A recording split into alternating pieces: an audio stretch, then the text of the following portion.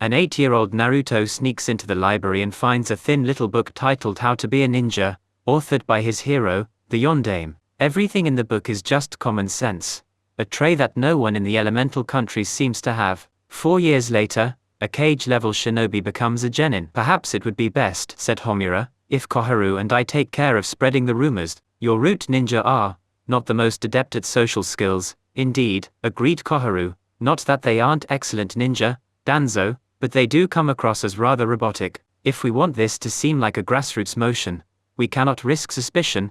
Danzo narrowed his eye. I suppose that would be best, said he, although I was hoping to avoid forcing you to go on an active mission at your advanced age. Bah, said Koharu, my bones may be old, but I'll be on my deathbed before I cannot perform a simple henge. Very well, said Danzo, you have 1 month. We'll execute the final phase of the plan on the 2nd of August at the council meeting for the chunin promotions. By that time we need all the council members on our side. Koharu and Homura left the meeting room and made their way out of the underground hideout. Danzo snapped his fingers. A root ninja shined in front of him and knelt. So in 1 month's time we will add a Jinchuriki to the ranks. Prepare a holding cell and chakra-resistant restraints. We will need to alter our standard conditioning regime to control the beast sealed in the boy. Take every precaution, we do not want it getting free. Yes, dismissed. CS. In Tsunade's learned opinion, the best ramen in the world could be found in the land of vegetables. Interestingly enough, most people seem to expect the land of noodles to have good ramen,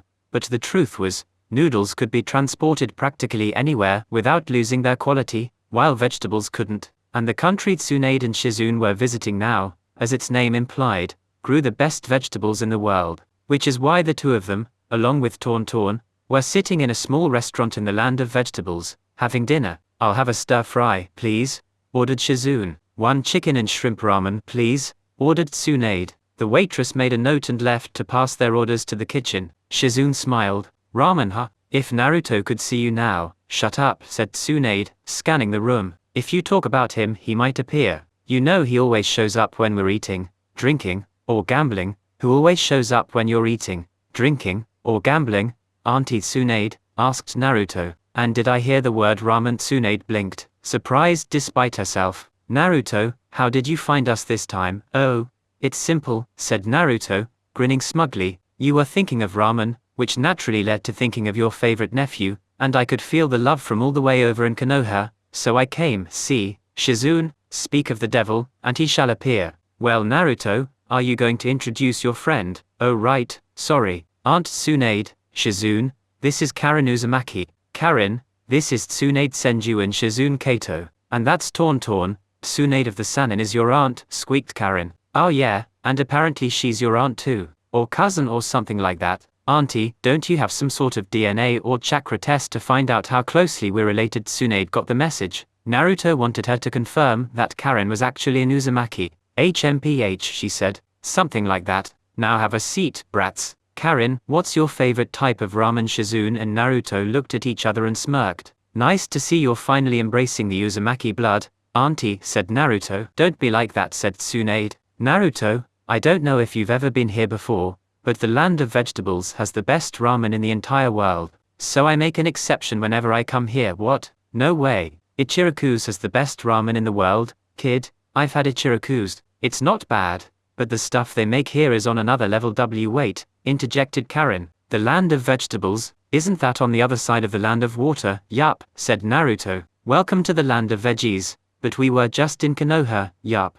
And now we're here. But how? It's one of the mysteries of the universe. We were there, and now we're here, but no time has passed between. It is not for us to know, nor is it for us to ask, how this has come to pass. For us, only to give thanks and praise the ramen, said Naruto devoutly. Now you're just being ridiculous, said Karen. Anyway, said Naruto, turning to Tsunade and forcibly changing the subject. I was hoping you could keep Karen with you until the end of the chunin exams. She was unwillingly conscripted by Kusagakurand, while Shika and I managed to fake her death. It's best if we keep her away from Grass Ninja for a while. And what do I get out of this? Brat, she has the Uzumaki healing chakra. It was Tsunade's turn to gape. Damn, kid, alright. Karen, you've got 1 month to show me that you're apprentice material. Now, what's your favorite kind of ramen? CS. Anko arrived on the top floor of the Forest of Death Central Tower with a leaf shunshin. Lord Hokage, she addressed the village leader, dropping a hog-teed Kabuto like a sack of rice.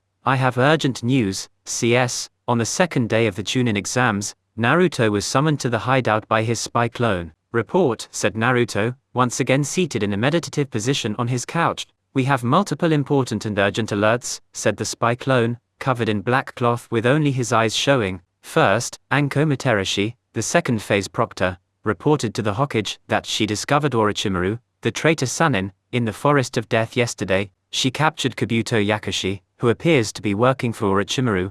When Orochimaru fled and used Kabuto as a distraction for Anko, she proceeded to do a field interrogation of Kabuto and discovered that Oto, under Orochimaru, intends to invade Konoha with the assistance of Suna. Suna's motives are unclear. Kabuto did not know how Orochimaru convinced them to join. The plan was to attack during the final phase of the chunin exams, using Gaara Sabaku's Bijuu, the one-tailed raccoon dog, to sow chaos and trigger the invasion. We'll have to take into account the fact that Orochimaru may alter his plans due to Kabuto's capture. On a related note, if you steal Anko's dango again, don't get caught. Next alert, the Hokage assigned a chunin to go undercover and get himself hired at the Whirlwind postal office. Whirlwind will need to turn him away with a suitable excuse. Final alert, Koharu, Homura, and Danzo had a rather interesting meeting yesterday. As expected, Danzo received the report from that drone you noticed tailing you during the Tanzakugai mission with Konoha Team 7. In addition, we've got some information his spies picked up, and his plans concerning yourself. Probably best if you just review the memories yourself. Naruto closed his eyes, nodded, and the clone dispelled in a puff of smoke. It was 20 minutes before he opened his eyes and called out, "Training. Apprentices, Whirlwind, you called? Boss." The head training clone appeared in Naruto's office. "Yo," the delivery man clone appeared. "What's up?" The head apprentice clone appeared. "New memories and orders," said Naruto. He created a normal shadow clone, which dispelled immediately. While the three were processing the memories, Naruto recreated the spy clone and created another clone, this one wearing his orange jumpsuit. Then Naruto said, "Begin Project Whirlpool, CS." Gaara was bored. It was the third day of the chunin exams and he was stuck in a tower. Baki-sensei said he wasn't allowed to kill anyone, so he sat in his team's assigned room, making a miniature sand sculpture of the village of Suna. Then he created a miniature Godzilla, and had it smash through the miniature Suna, until all that remained was miniature sand dunes, for the 5th time that morning. Then Gaara sent all of the sand back to his gourd and started creating another miniature sand sculpture of Suna. Yes, Gaara was very bored. "Hey Gaara, what you doing?" asked a cheerful voice from the doorway of Gaara's room. Gaara did not answer. Was his activity not obvious? "Whoa," said Naruto. "Is that Suna?" Gaara looked up at Naruto and nodded. "That's pretty cool," said Naruto. He watched as Gaara finished putting details on the Kazekage Tower. "What about the people?" Gaara gave Naruto a blank look. Then he started creating motionless people figures, standing about the streets and on top of buildings. "Can you make them move?" asked Naruto. Gaara shook his head. "Not enough control," and grunted Naruto. "Here, why don't you let me make the people?" Curious, Gaara sucked the people figures back into his gourd. Naruto made a cross-shaped hand seal, concentrated and said, "Multiple shadow clone jutsu." Suddenly, the entire miniature village was populated by miniature Naruto clones in orange jumpsuits. Each of them transformed into random civilians. "Hey Gaara, what does the Kazekage look like?" Gaara used the henge to transform into the Kazekage, complete with the robes and hat. Naruto created another shadow clone standing on top of the cage tower, looking just like Gaara's henge. Gaara smirked, waved his hand, and created a sand Godzilla. "CS Kankuro, do you hear that?" asked Temari. Kankuro went silent. They heard screaming, and maniacal laughter. "That's coming from our room," said Temari. Kankuro paused, trying to hide his fear. "Gaara's in there, come on let's go," Temari exclaimed, darting down the hallway. The two older Sabaku siblings burst into the room to see Gaara and that with blonde kid, Uzumaki, sitting cross-legged on the floor around a miniature sand model of Suna, about 2 meters wide. A sand Godzilla, about the size of a house cat, was rampaging through the city. Miniature civilians were screaming and running around stupidly with their hands in the air. Once in a while, mini Godzilla would grab mini people and gobble them up, resulting in more screaming from the mini people, and maniacal laughter and giggling from Gaara and Naruto. Temari and Kankuro stood and gaped. The mini Kazekage raised his hands, shouting indistinctly, and Gaara directed a mini blast of sand from around the cage tower to form into spikes and shoot themselves at Godzilla. Godzilla just batted them aside, and made as if to roar while Gaara himself produced the sound effects. Then the reptilian monster charged,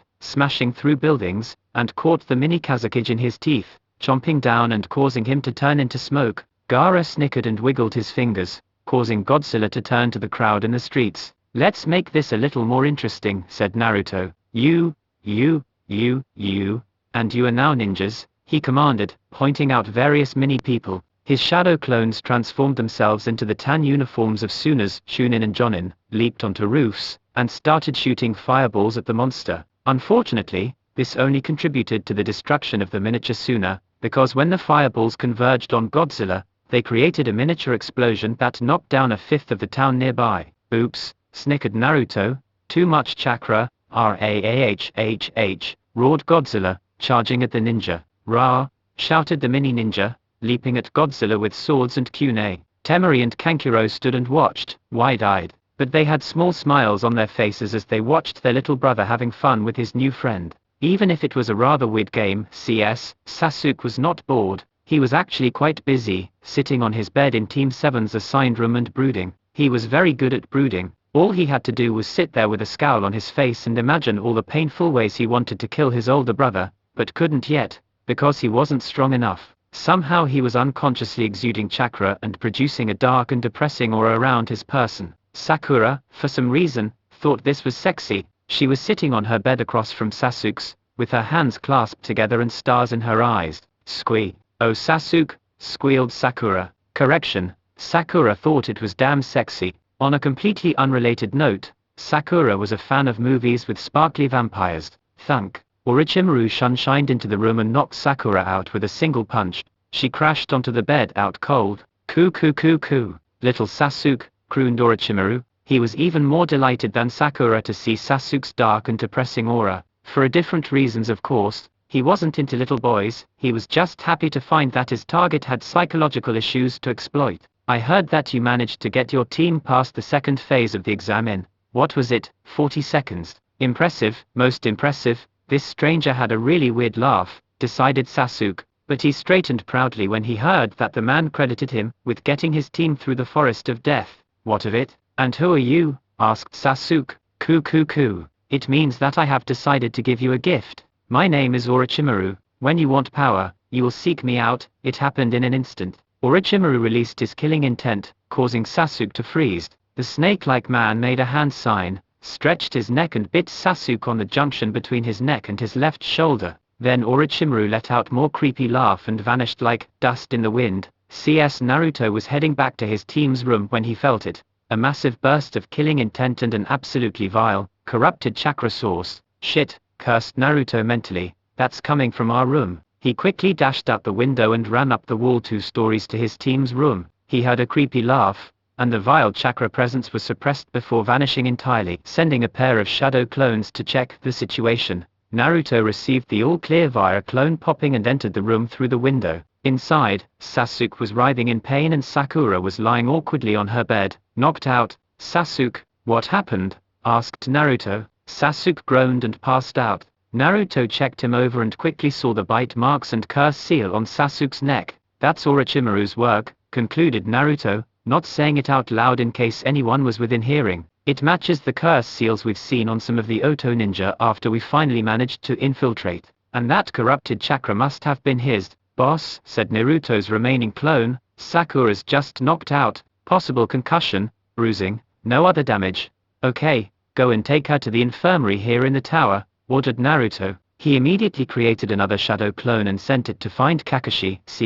Kakashi arrived in Team 7's room, while Naruto and 4 shadow clones were preparing an evil sealing method ritual, drawing seals all over Sasuke's upper torso in Naruto's blood. "Naruto, good Kakashi-sensei, you're here." Long story short, Orochimaru, cursed seal, Sasuke. "The seal is currently unstable, so I can't remove it until it stabilizes. From what I can detect, it's remotely linked to Orochimaru's chakra, so even after it stabilizes, I can only remove it after Orochimaru is dead and has no more influence on the curse seal. I'm using the evil sealing method to seal it while it's still weak enough to do so, cutting it off from Sasuke's chakra system and forcibly stabilizing it. This will allow me to seal it completely, where it would only be partially sealed if I let it do whatever it's trying to do." "That sounds sound," said Kakashi. "Need help?" I know the evil sealing method. You do. You can check my work then, said Naruto. I'm confident I got this right, but 2 heads are better than 1. A couple minutes later and a confirmation from Kakashi, Naruto charged the seal with chakra and said, evil sealing.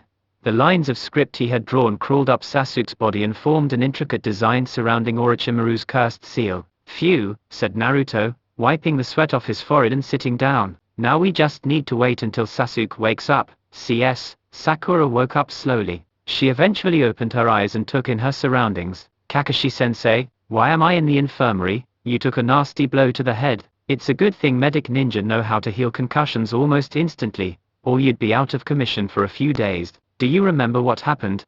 Sakura thought back. Well, I was. Sasuke, she sighed. So you were distracted and you were knocked out before you noticed anything? Yes, I guess. Sorry, Kakashi-sensei. Oh, Sasuke, is Sasuke okay? He was in the room with me when I was attacked. Sasuke's fine, said Kakashi, not wanting to deal with a Sakura hovering over Sasuke's bed, which he had purposely had placed in a different room to avoid just that. Sasuke must have confronted and taken out my attacker. Oh, Sasuke, so brave. Kakashi decided to ignore the blissful expression on Sakura's face. CS, Sasuke woke up and immediately made a low groan. Seriously, he hurt all over. He tried to think of what had caused this pain. That man, Orochimaru, had said he was giving Sasuke a gift of power. That was totally out of the blue. Wait, no. He was an Uchiha, so receiving gifts of power totally out of the blue should be normal. Sasuke, good.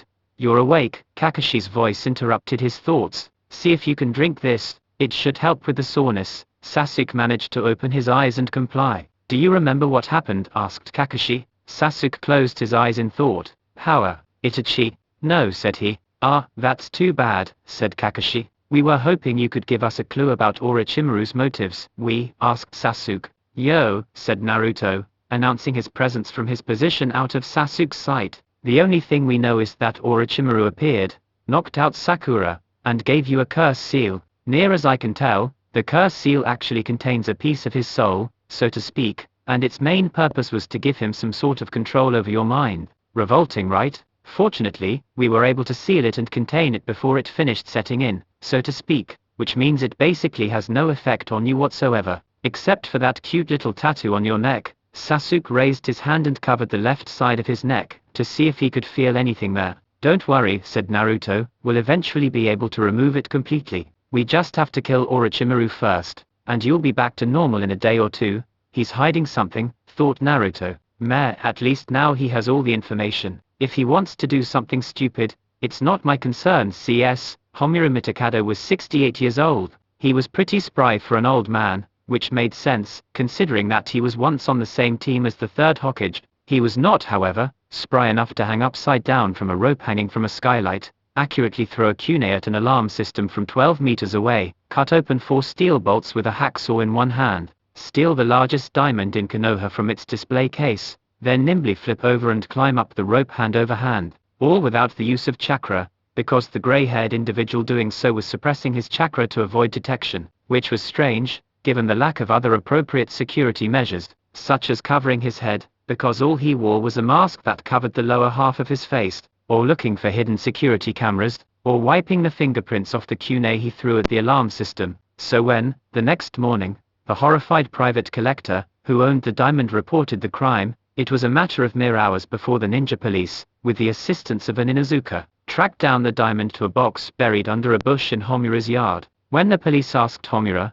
"Where were you last night between 9:35 p.m. and 10 p.m., Homura said, "I was at Kusunoki's bar," before he shut his mouth and refused to answer more. When the police went to Kusunoki's bar, none of the employees, or the regulars, could confirm Homura's presence. When the police asked about any generally remarkable activity last night, the only thing they came up with was a new rumor that had been spread, saying that the demon brat was planning to betray the village. Fortunately for Homura, he was far more spry politically than he was physically, so he managed to get off more or less scot-free. He had to trade in a lot of favors though. However, the police, being ninja, looked underneath and concluded that Homura's under-the-table method of getting his charges dropped was proof that he was guilty. Unable to take him to a court of law, they took him to the court of public opinion. Many boxes of donuts were consumed in the ensuing discussions. They may have been ninja, but they were still police. CS, 6 teams had passed the second phase of the chunin exam, 4 from Konoha,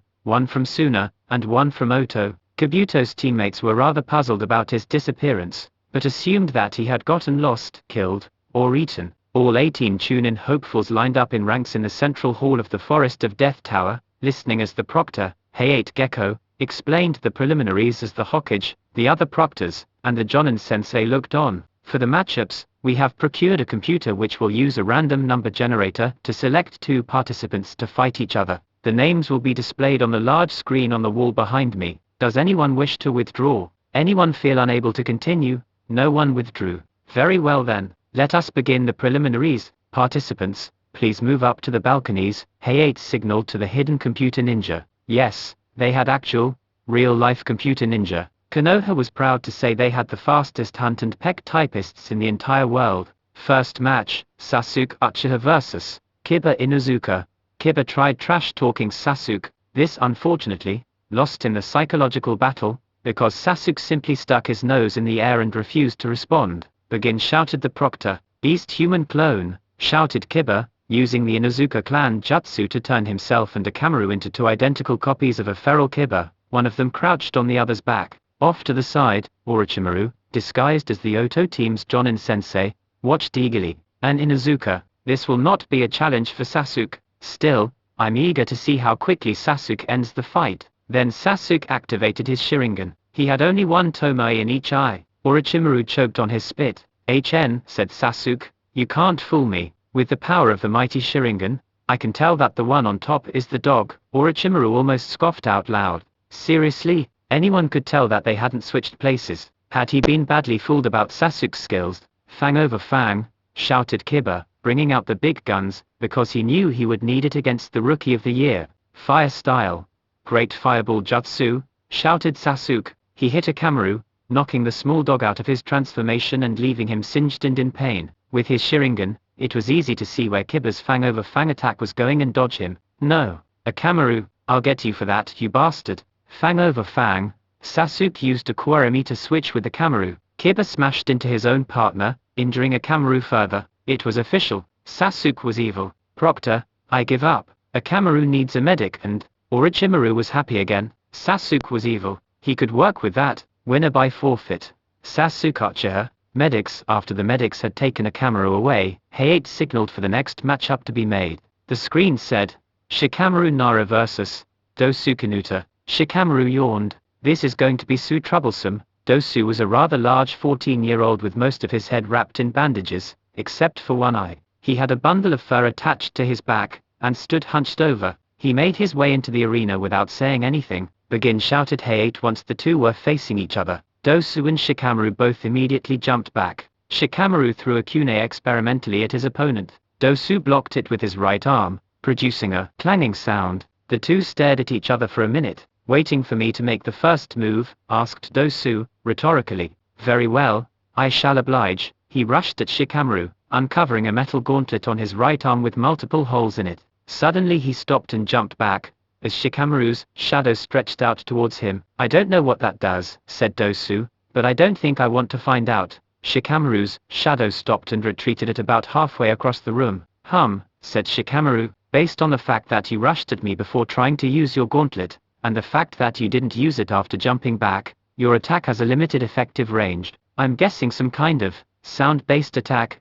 Dosu didn't react. Shikamaru began circling the room. Dosu also began circling in the same direction as Shikamaru. Suddenly, Dosu raised his arm and let loose a blast of sound in Shikamaru's direction. Shikamaru dodged before the sound blast left Dosu's gauntlet. It was obvious he had expected the attack. So you know how sound works, said Dosu. You expected me to try to amplify my attack using the walls in the corner of the room, but you knew that the amplification would be limited to that area. Shikamaru sighed. This is so troublesome. You can't get close to me, I can't get close to you, and both of us have limited range attacks. I have a proposal. How about we stop fighting and decide this with a game of shogi? Dosu appeared to consider this idea. Hayate, the proctor, interrupted. Do that and I'll disqualify you both. We don't have time to watch a shogi match, damn Naruto. What a drag, said Shikamaru. He pulled out a kunai and lazily chucked it at Dosu, who, like before, deflected it with his gauntlet. Dosu returned the favor by throwing a spread of 3 kunai at Shikamaru, who dodged. Shikamaru pulled out 4 kunai and threw them all at Dosu. One of them had a paper tag attached to the handle. Dosu, seeing the tag and not wanting to be anywhere near an explosion, unleashed a sound blast at the spread of kunai before it reached him. Splat! A huge blob of grayish goo exploded and splattered Dosu, clogging up the holes on his gauntlet. Sound waves can disrupt and destroy things, but they don't exert actual force, so they can't stop a large flying mass from following its natural trajectory. Shikamaru dashed forward and used his shadow imitation jutsu. Ak, PFFTH. What is this stuff? It's sticky, grayish, goo. Deadpan Shikamaru. Don't worry, it won't melt you. You have other problems. He backed away quickly, forcing Dosu to imitate him, until the Oto ninja slammed his head into the wall, knocking himself out. Winner by knockout, Shikamaru Nara, said Hayate, and I'm not cleaning that up. When Shikamaru got up to the balcony where his team was watching, Ino confronted him with a that was revolting expression on her face. Where did you get that goo, Shikamaru? Shikamaru shrugged. Naruto makes sure his friends always have lots of prank supplies. Naruto, where did you get that goo? Oh, said Naruto, it turns out if you collect hundreds of thousands of boogers, and you keep them all together, they start breeding. Why, you want one? Naruto pulled out a paper sealing tag and waved it in Ino's direction. Sakura took a swing at Naruto, who dodged and grinned. Next match, Temari Sabaku vs. Hinata Hyuga was displayed on the screen. Temari won the match almost immediately, blasting Hinata with a strong gust of wind and knocking her out against the wall immediately. It was a poor matchup for Hinata. Without the Kaiten or any other defensive jutsu, she was unable to protect herself against wide-range long-distance attacks. A fireball she could dodge, a powerful gust of wind that spread itself when it hit the floor, not so much. Well, that was fast, said Hayate dryly. Next match, the match board lit up. Naruto Uzumaki vs.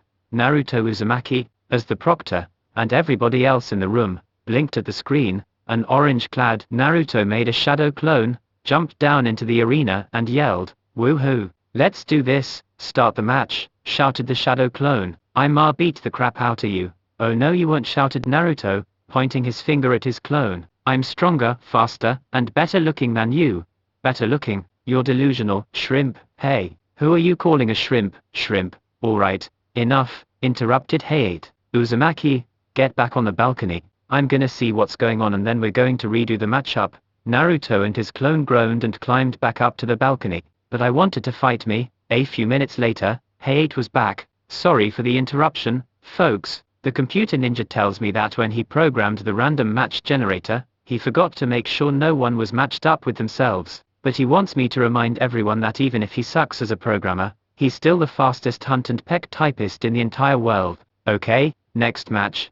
Tenten Higurashi vs. Ino Yamanaka. Tenten rolled her eyes when she got to the arena. "Oh great, a fangirl. This'll be easy, yeah. So what? Just because I love Sasuke, doesn't mean I can't beat you." Begin. Tenten opened by pelting Ino with kunai and shuriken. Ino tried dodging and deflecting, but Tenten was able to accurately aim ahead of where Ino was moving, and the barrage was just too much. Ino went down with shuriken in her arms and side and kunai in one of her shoulders and each of her legs. Tenten dashed at her and held a tanto to Ino's neck. "Surrender," she demanded. Ino gave up, and quickly fainted. "Next match," said Hayate after sending Ino off to the infirmary and Tenten back to the balcony. Sakura Hiruno vs. Rock Lee. Naruto immediately started snickering. "Oh Sakura," said Lee, "I do not know if I can bring myself to fight against someone as beautiful as you." "Shut up, idiot. I only love Sasuke."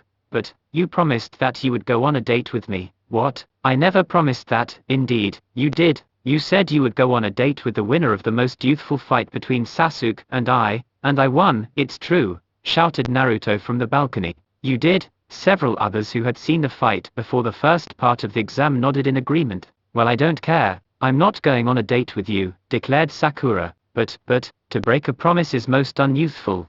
Cut it out with the youth already. Proctor, start the fight." But, Sakura, finally, Guy came to the rescue. "Lee, my precious student," he said, wrapping an arm around Lee's shoulders in a manly hug. "Here is what you must do. You must show her the power of youth. You must battle against Sakura and prove your youth to her until she falls into your arms, and if she still rejects you, then you must let her go. For sometimes you will meet people who are unable to appreciate the beauty and power of youth, and you must not let that bring you down, for if you do, then you will not be able to continue growing and getting stronger and becoming ever more youthful. Guy-sensei, thank you, shouted Lee, hugging his teacher. I shall do as you say and show Sakura the power of youth. Up in the balcony, Naruto, standing next to Kakashi, remarked, you know, if you translate that from youth speak, that's actually some pretty damn good advice. That's Guy for you, said Kakashi. Don't tell him I said this, but there's a reason I don't always ignore his eternal rival challenges. Cough, cough, enough,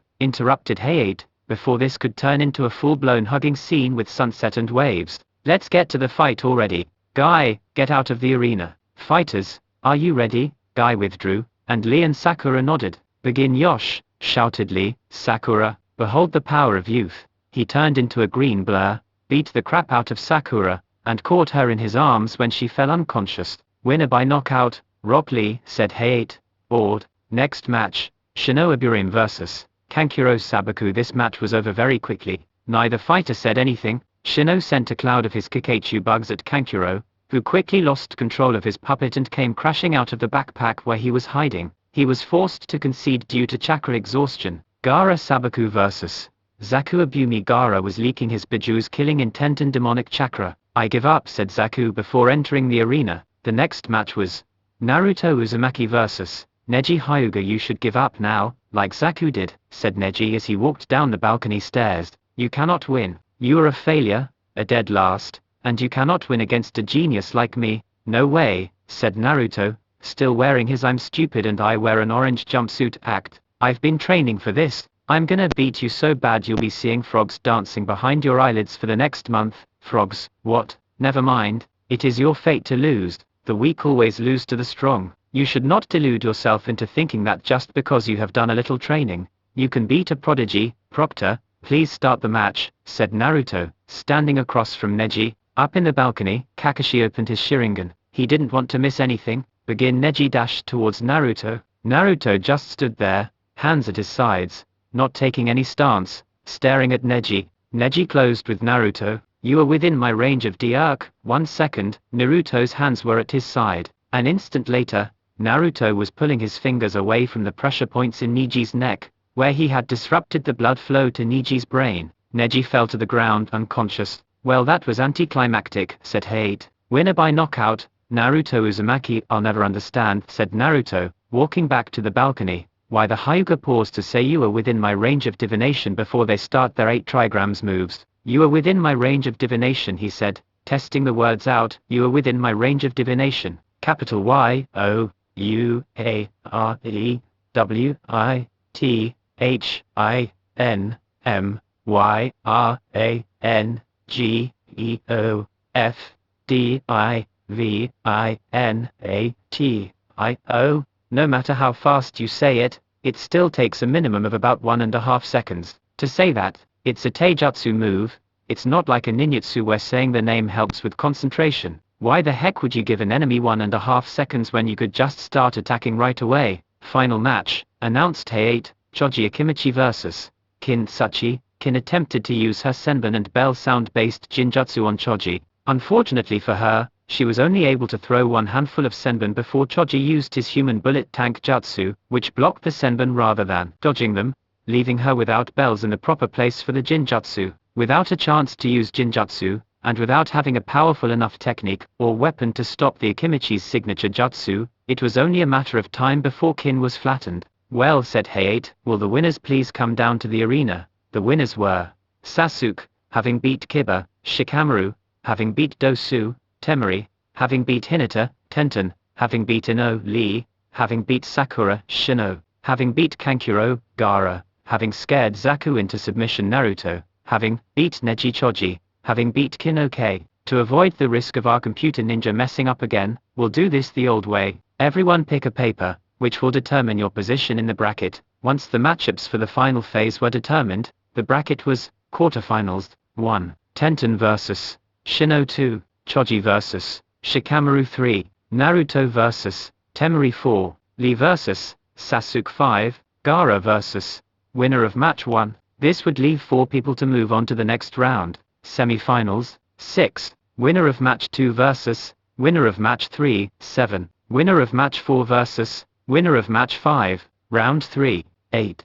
Winner of match 6 versus winner of match 7. The remaining chunin hopefuls had 1 month to train and prepare for their fights. CS, after the preliminaries, Naruto remembered one of the most useful chapters of his father's book when it came to fighting, How to be a Ninja. Minato Namake's Chapter 7. Chakra makes everything better. So you've practiced your chakra control until you're past genin level. You've expanded your chakra pool to ridiculous levels. You know some ninjutsu, and perhaps some jinjutsu, and you can use them awesomely well, but you know that there's more being a ninja than spamming jutsu. It's finally time for you to start enhancing your body with chakra. Most taijutsu experts in our world like to exercise, and practice, and exercise, and practice. What they don't do is read chakra theory, and actually connect it to their field of expertise. All that exercise and practice, it actually does 3 things. First, with the appropriate amount of exercise and nutrition, it makes you stronger. Second, the practice improves your nervous system's reflexes and skills. And third, the item that everyone forgets, or doesn't understand, it causes you to instinctively and subconsciously enhance your muscles and senses with chakra. The key word there is subconscious. What I did, and what I want you to do, is use your now excellent chakra control to consciously enhance your body and senses with chakra. With careful experimentation, you can spend mere months and reach a level of chakra-enhanced strength, speed and reflexes that the average taijutsu practitioner would take years to reach. It takes additional practice to take this intentional chakra enhancement to a level where it becomes a muscle memory, so to speak, and you can use it subconsciously. But it's a hell of a lot faster than just exercising until your body does it automatically. Section A, Muscles. First thing you should practice with is your muscles. Start by internally channeling a small amount of chakra to your biceps, about enough to stick to a tree. Make sure you are keeping that chakra internal. Drop a leaf on your arm and check to see if it sticks. If it sticks, you're leaking chakra. If it acts normal and drops off, you're not wasting anything. Now focus the purpose of that chakra on strengthening the muscle. Make sure you stretch the chakra to include the tendons at either end of the muscle.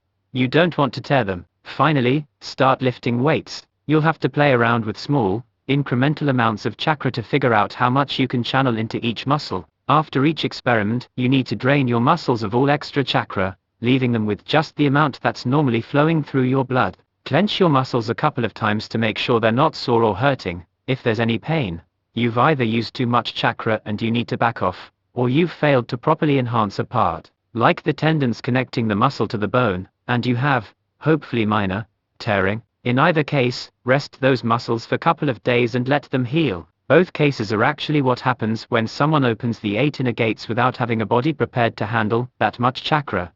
The entire body is overfilled with chakra, and you get burns and tearing due to lack of control. This is why we start with muscles. If you started with, say, your eyes, you could accidentally blind yourself permanently. It's much easier for a muscle to heal, or if necessary repair it using medical ninjutsu, than to fix an eye. Or worse yet, your brain. Yes, you can enhance your brain with chakra. Later, note that chakra enhancement does not negate the need for physical strength. The weaker you are, the more chakra you need to lift a boulder above your head. Physical strength is multiplicative when it comes to chakra enhancement, not additive. So if, without chakra, you can lift 30 pounds in each hand, a certain amount of chakra will double that strength to 60 pounds. If, without chakra, you can lift 100 pounds, a certain amount of chakra will double it so you can lift 200 pounds. There's a limit to how much chakra you can add to your muscles before your muscle tissue starts getting burns, so you do need to strengthen yourself physically. Fortunately, if you consciously avoid using chakra when you exercise, your rate of physical improvement is faster as well. Section B. Sensory organs. Once you have a good deal of practice enhancing your muscles, start enhancing your sensory organs. Channel a tiny, very tiny, start with barely enough to stick a leaf to your skin, bit of chakra to the sensory membrane of your nose, the taste buds on your tongue, and to your eardrum and the bones in your ear. You'll want to practice this in a clean, quiet area, where there are no offensive smells or noises, and you'll want to wait a few hours after brushing your teeth. Trust me, the magnified taste of toothpaste can be overwhelming. Once you've mastered taste, hearing and smell, move on to your eyes. You'll need to be very, very careful with your eyes. You'll want to try one eye at a time, and you'll want to know everything about ocular anatomy before you start. The eye is a very complex organ. With chakra manipulation, you can consciously change the size of your pupils, the shape of the lens, even the sensitivity of the retina. You can even get your eyes to zoom in and use telescopic vision. You can even speed up the frame rate of your eyes by enhancing both the retina and the optic nerve, which brings us to the next section. Section C. Nerves and brain. For this, you'll need high genin levels of chakra control. You'll be using chakra on tiny, narrow groups of cells, sometimes even single cells, distinguishing them from the surrounding tissue, which is exactly what high-level medics need to do when treating their patients. Only difference is they're doing cellular manipulation with a chakra transformation, while you're not. On the other hand, you're doing it without hand seals, and you'll eventually practice until you can do it in high-stress situations while you're distracted. When you enhance your sensory organs, some applications require you to enhance the nerves connecting that organ to the brain. You can learn to do this with a great deal of careful self-reflective meditation as well as a detailed knowledge of anatomy. Finally, the brain. Be careful. Be very, very careful. I have only experimented with enhancing the muscular control and sensory perception areas of the brain. I theorize that the Yamanaka clan has a bloodline that involves automatically enhancing and altering certain areas of the brain, but I don't know which ones and I don't know what the alterations are. You don't want to accidentally enhance your nightmares, or kami forbid, mess with your libido. Puberty was bad enough, and stay away from the pleasure centers. I theorize that enhancing your pleasure centers will cause you to want to add more chakra to those pleasure centers, triggering a horrible feedback loop which will end in burning out the pleasure centers of your brain, which could end up with you feeling miserable for the rest of your life. It's okay to poke around your brain during meditation with extremely small amounts of chakra just to figure out which parts of the brain do what, but keep it way below the range where major enhancement occurs, and do experimentation using tiny controlled bursts, not in any kind of prolonged enhancement. Interesting point. Your experience with manipulating chakra in your brain will make it very, very easy to sense when someone else's chakra is influencing your nervous system. In other words, you can detect mind and sense, affecting jinjutsu instantly. Breaking it is as easy as cutting off the external chakra flow using your own and removing the foreign chakra from your system. Section D. Imitating Dojutsu, I-type bloodline limits. Now this is ridiculously fun. I believe that, with sufficient chakra control and manipulation, read, totally insane, probably unprecedented control, you can actually imitate most Keki Genkai. Example, the Sharingan, which I've actually imitated in experimental conditions. The Sharingan, like most Dojutsu, projects a field of chakra that pervades the environment and sends feedback to the user's eyes, thus allowing it to receive more information than it can get from just light photons, thus allowing the user to see chakra. This ability to see chakra allows users to see the chakra of a jinjutsu and automatically counter it by blocking the foreign chakra from entering their body. In addition, the ability to see chakra allows the Sharingan to see how the chakra of ninjutsu techniques is molded outside the body, which is part of the copying ability of the Sharingan. The other part of the copying ability of the Sharingan is the fact that it enhances the optical nerves, vision centers of the brain, and memory centers of the brain, allowing the user to perceive everything in slow motion and memorize it easily. While the projected chakra field is not as powerful in perceptive ability as the Byakugans, the Sharingan allows the user to actually manipulate that chakra field and perform jinjutsu. The easiest way for a Sharingan user to do this is to make eye contact with a target and push some of that chakra into the target's brain through their eyes. I'm not sure why it's so difficult for a Sharingan to do jinjutsu without eye contact, but I suspect it has something to do with the fact that the Sharingan already knows how to send chakra to the brain through the optic nerves. I believe the fabled Mangekyo Sharingan, which I've never actually seen in action, involves actually channeling powerful ninjutsu through the eyes. Either that, or it's a myth and Madara Uchiha, the only known person who is said to have activated it, was fooling everyone and could really perform ninjutsu seamlessly, and he only did that with his own jutsu creations, and only the S-ranked ones. Yeah, those last two items make it kind of unlikely. Anyway, like I said, I was able to imitate the basic Sharingan while sitting still and focusing really hard. This is one of the secrets to my most famous technique, the Hirashin. While using the Hirashin, I would enhance my retinas, optic nerves, and the vision centers of my brain, increasing just my perception speed. This, combined with enhancing most of my muscles, bones and other organs in order to keep them intact, has the effect of making the rest of the world seem to run in slow motion, and, unlike the average Uchiha, who simply uses the Sharingan, allows me to actually act at the speed of my perception. CS. The day after the preliminaries, Naruto was walking down the street in the middle of Konoha. As he passed Ichiraku's, he heard a voice. "Brother, those are some groovy threads," said the voice. Naruto turned to see who spoke. Someone dropped a camouflage jutsu there, sitting atop a huge rainbow-colored toad which, sitting down, was as tall as Naruto himself, was a man with shoulder-length white hair, wearing bell-bottomed jeans patterned with daisies, a large tie-dye t-shirt and a tan leather vest. He wore sunglasses, had a peace sign necklace, wore a brightly colored necktie as a headband, and had a flower painted on each cheek.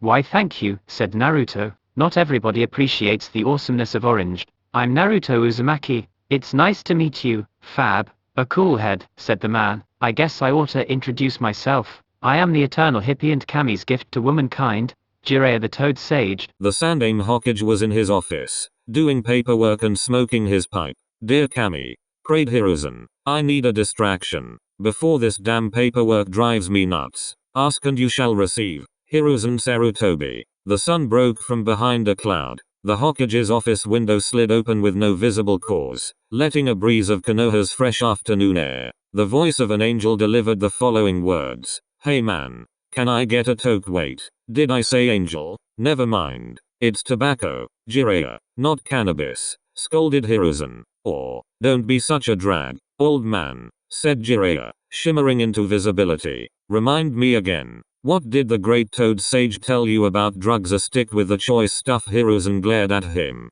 "Stay away from bad acid, I believe," said Hiruzen sardonically. His exact words were, "If you don't go completely straight, Jiraiya boyo, you won't live to see world peace." And Fukasaku made it quite clear that it was a true prophecy. "Didn't he say it was the only time the great honorable geezer remembered your name?" Jiraiya threw his hands in the air. I know.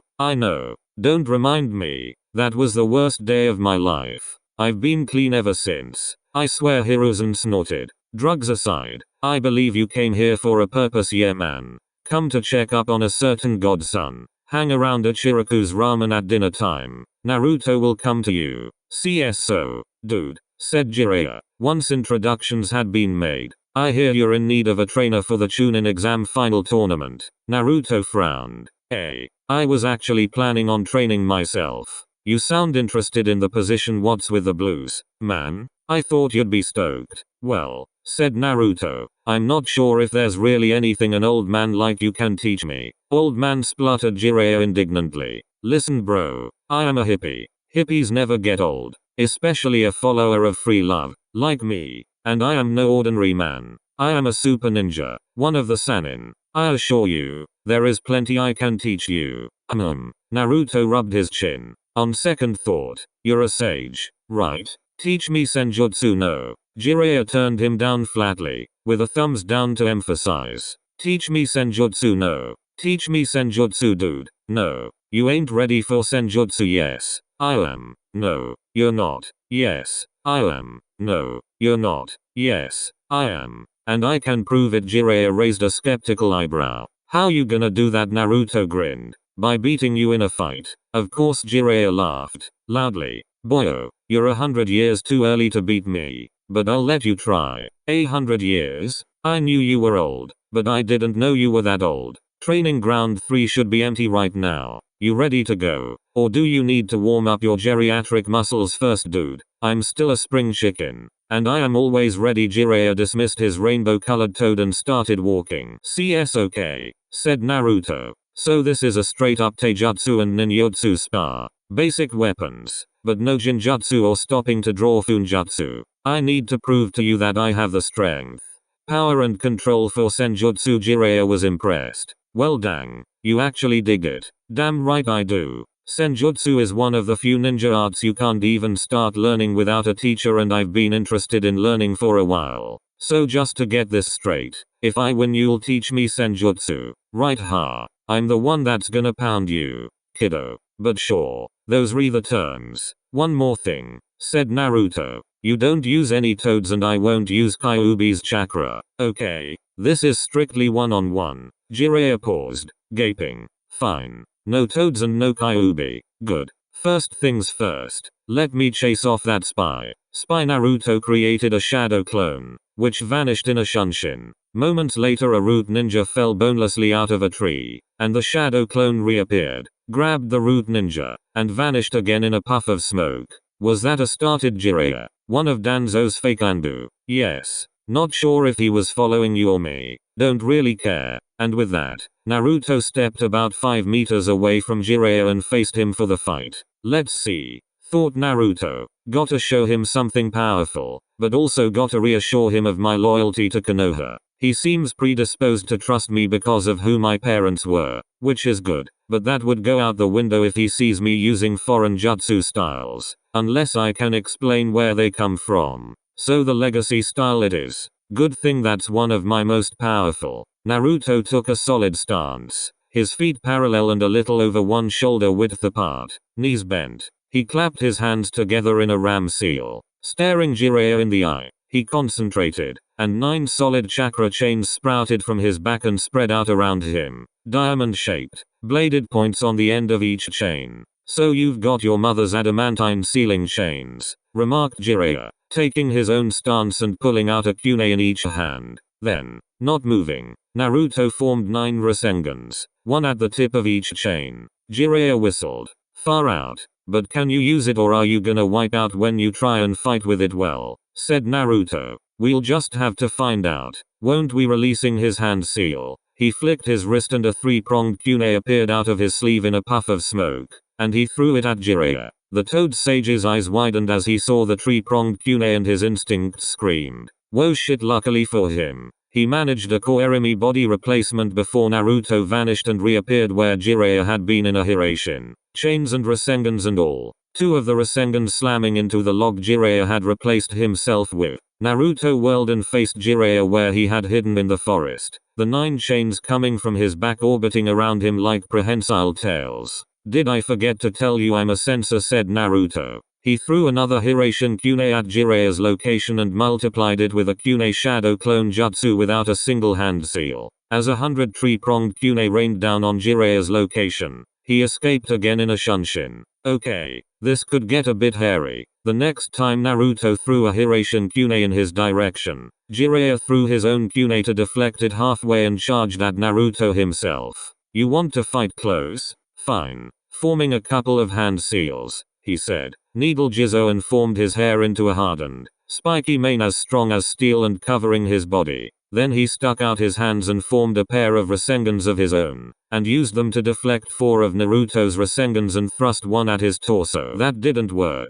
One of Naruto's Hiraishin kunai vanished, and in its place he produced his own glowing Rasengan, clashing it with Jiraiya's. A moment later, both Rasengans exploded and the 2 combatants were thrown back, flipping to land on their feet again. The ground in front of Naruto was scarred where his Rasengan-tipped chains had impacted it during his somewhat uncontrolled somersault, but he managed to keep all 9 of those spiraling balls of chakra intact and going. Naruto grinned and ran at Jiraiya himself, flicking out a few more Hiraishin kunai in every direction, aiming to cover the battlefield with markers so as to give himself more options. So your Rasengan is as strong as mine, said Jiraiya, and you have a rather powerful offensive ninteijutsu style. The question is your defense just as good? Needle Senbon. He crouched and made a few hand signs, and his mane of hair started firing stiff, chakra reinforced strands of hair at Naruto like thousands of steel needles. Well, I can always just get out of the way, said Naruto, teleporting off to the side.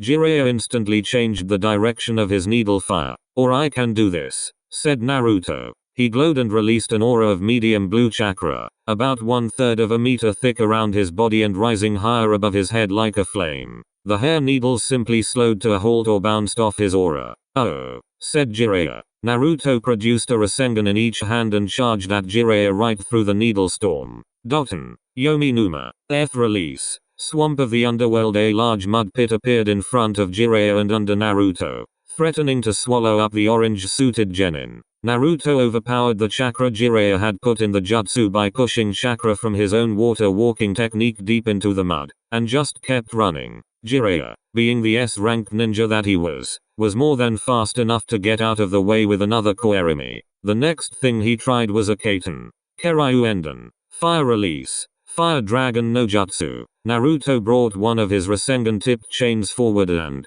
extending it, dispelling the Fire Dragon, running into the blast of orange plasma, which wasn't intense enough to hurt him with his chakra aura. He used it to hide his actions and threw another Hiraishin kunai at Jiraiya with a kunai shadow clone jutsu to multiply it. Oh, come on. How did this kid get so powerful, said Jiraiya, using another koerami to get out of the way, and finding a place that was free of tree-pronged kune. He started a sequence of seals, then stopped. Crap. No summoning toads. Right. Well, there's more than one way to do it. Shadow clone no jutsu then. With his shadow clone, he produced a massive wide-range combination oil and fire technique, sending it at Naruto at high speed. Naruto simply vanished in a teleport. So you want to play with clones, do you? Came Naruto's voice from the forest. Jiraiya wasn't the greatest sensor, but he was easily good enough to feel the massive burst of chakra that followed. Then let's play with clones. Chorused 50 voices.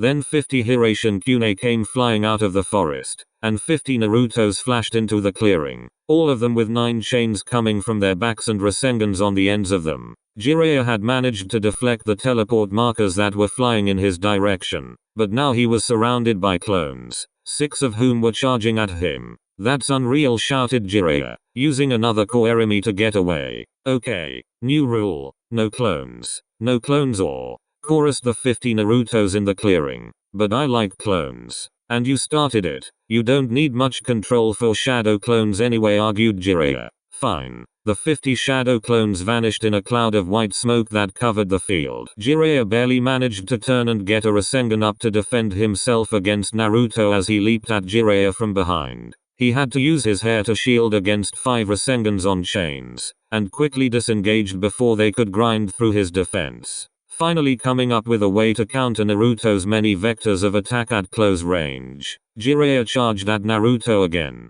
Concentrating, he split his mane of hair into 3 and wrapped one around himself as a defense, swinging his head to assist the motion. Because his hair wasn't properly prehensile like Naruto's chains, he used the other 2 tails of hair to swipe at Naruto's chains, below the Rasengans on their tips, and managed to capture 7 of them. Naruto produced a Rasengan in each hand and swiped his other 2 chains at Jiraiya, who was forced to use his 3rd lock of hair to grab the chains out of the way as he clashed his own pair of spiraling chakra balls against the ones in Naruto's hands. Both combatants keeping them intact this time. The Rasengans on the chains were still damaging his hair, but slowly due to lack of leverage. Naruto could bend his chains any way he chose, but they were primarily strong in stabbing or pulling. When Jiraiya tried to kick him, Naruto blocked with his own leg, his chakra-enhanced strength able to keep up with Jiraiya. Looks like we have a stalemate, grinned Jiraiya. The question is, who will last longer? You're burning chakra much faster than I am. FWOOM. A stalemate. Have we? Jiraiya was suddenly struck on the stomach by a Rasengan on the end of a chain that hadn't been there before, exploding and sending him flying backwards. Before he landed, Naruto was on him, wrapping him in dozens of chains and threatening him with 4 Rasengans. Surrender, asked Naruto. Jiraiya flexed his muscles. He couldn't move, and his chakra was suppressed by the adamantine sealing chains. I give, he admitted. How'd you do that? Releasing Jiraiya, Naruto explained. You assumed that I could only produce 9 chains. Maybe you thought Kyuubi was helping me control them and they corresponded to his tails or something. The fact is, I can make more. I can produce them from other parts of my body besides my back, and I don't need a hand seal to do it. So I made 2 more from my chest, used one to tag you with a Hiraishin seal on the leg, and used the other to hit you with a Rasengan. That is one seriously bad fighting style you got there. I didn't know you could use the chains to cast ninjutsu. Your mother certainly didn't. Yup. If they can be used to create seals, they can create detailed chakra patterns. So ninjutsu. Do you need to visit the hospital? Nah. I think I'm fine. Jiraiya checked his stomach. His tie-dyed shirt had a big tattered hole in it, and he had a big, spiral-shaped bruise forming, but nothing dangerous. You made that last Rasengan destabilize on purpose, right? Yup. Didn't want it to grind into your body too much. So, now you're gonna teach me senjutsu, right? Naruto was suddenly excited. Jiraiya groaned. Unfortunately, I can't teach you senjutsu. What? But you promised if I beat you, objected Naruto indignantly. I didn't think you could actually beat me. And it's a matter of can't. As in, I am unable to. I was never able to master senjutsu completely myself. I need the help of Ma and Pa to go into sage mode. Naruto's face fell. Sheesh. What a cop-out. Hey, senjutsu is some seriously gnarly stuff. Anyway, I never said you wouldn't be learning senjutsu, just that I can't teach you myself really. Naruto grinned again. Yup. All you have to do is sign the Toad's summoning contract and convince them to teach you. The Toads? Huh? Can I talk to them before I sign the contract? Sure. Let me summon power. As Naruto watched, Jiraiya made 5 hand seals and slammed his right hand on the ground. A black Funjutsu script appeared, and with a puff of smoke, an old toad appeared. He had a tuft of white hair atop his head, 2 very bushy white eyebrows, and a goatee, and he sat around half a meter tall, wearing a simple tan cloak around his body. Jiraiya boyo, what did you summon me for? Ma was making that delicious caterpillar stew of hers. Jiraiya grimaced, and dismissed the image that brought up. Pa, this is Naruto. He's a cool head and a badass. Naruto, this is Fukasaku. He and his old lady are the 2 elder sages of the Toads. I'd like Naruto to sign the Toad contract, but he wants to talk to you first. HRM. So he's the one you've been talking about. Fukasaku inspected Naruto. Then he turned to Jiraiya. Is he the one who did that to you? He pointed at Jiraiya's stomach. No. Training accident. Gotta go visit the hospital. Bye. Jiraiya vanished in a shunshin as Naruto snickered and Fukasaku laughed. You're strong, boy. And that was definitely your chakra in that bruise of his. Is that the sensory ability of senjutsu you're using? Asked Naruto. Yes. Now you had questions about the Toad contract, yeah. Could we go to a more private location for this? I'm pretty sure we've got at least one eavesdropper, and while I trust Gramps, there are always at least 4 other people listening in when he uses that crystal ball of his. Well, I'd offer to reverse summon you to Mount Maaboku, but you haven't signed the Toad contract yet. Naruto thought for a bit. He threw 4 ceiling tags down in a square around them and activated an invisible privacy barrier. Okay, one question, and this is the one that will decide whether I sign. Would you allow me to sign another summoning contract with someone else in addition to the Toads? Fukasaku raised one bushy eyebrow. Depends on who it is. Naruto leaned in and whispered in Fukasaku's ear, covering his mouth with both hands. I want to give Kyuubi and the other Biju a summoning realm where they can no longer be used as weapons by humans. Kyuubi agreed to it if I can manage to set it up. The old toad gaped. Then he thought for a moment, and said, that's a very ambitious goal, Naruto boyo. And what about the others? How do you intend to pull this off with their agreement? Of course. And any way I can do it without starting a war. There's no big rush. Fukasaku slammed his palm on the ground, summoning an big orange toad with blue markings. Gama, the contract scroll. The toad, apparently named Gama, opened his mouth and presented a big scroll, wrapped in his tongue. Fukasaku took the scroll with both hands and unrolled it. Meanwhile, Naruto collected his sealing tags again and took down his privacy barrier. Seeing that the telling of secrets was over, I think it's safe to say, said Fukasaku, that we want you to sign our contract, and that we'll help you with your goal. Just try not to get influenced by a flamboyant toad by the name of Gameriki, will you? We don't need another hippie. Right on, agreed Naruto. Fukasaku bonked him on the head with a staff that he was suddenly holding. No hippie slang. Don't even joke about it. Alright. Where do I sign? Wait. Pa, I wanted to be the one to teach him how to summon. Jiraiya was back.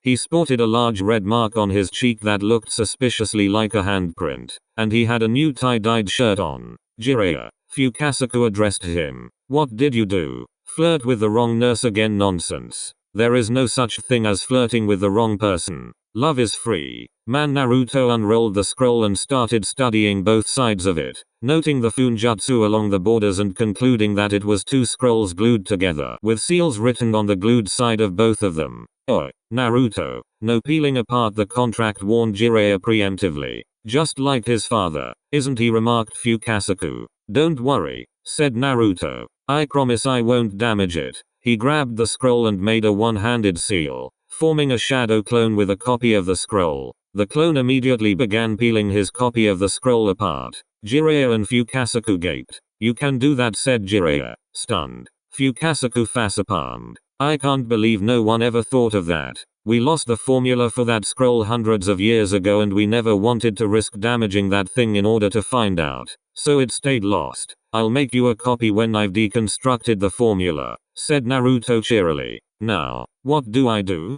Sign my name in blood with a finger and then put my handprint below it? Looks like that's what the other summoners did. Yup.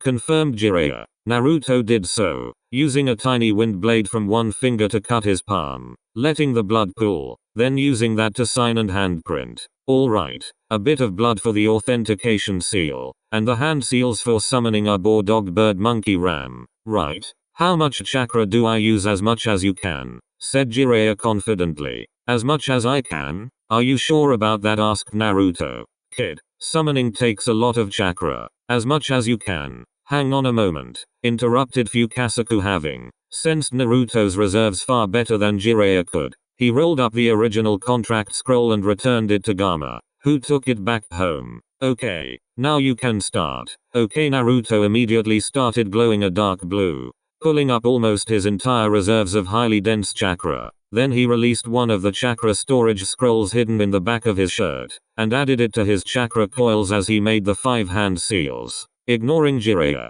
who was now gaping and protesting that it was too much chakra, he slammed his hand on the ground and cried, summoning jutsu, expelling all of that chakra into the technique.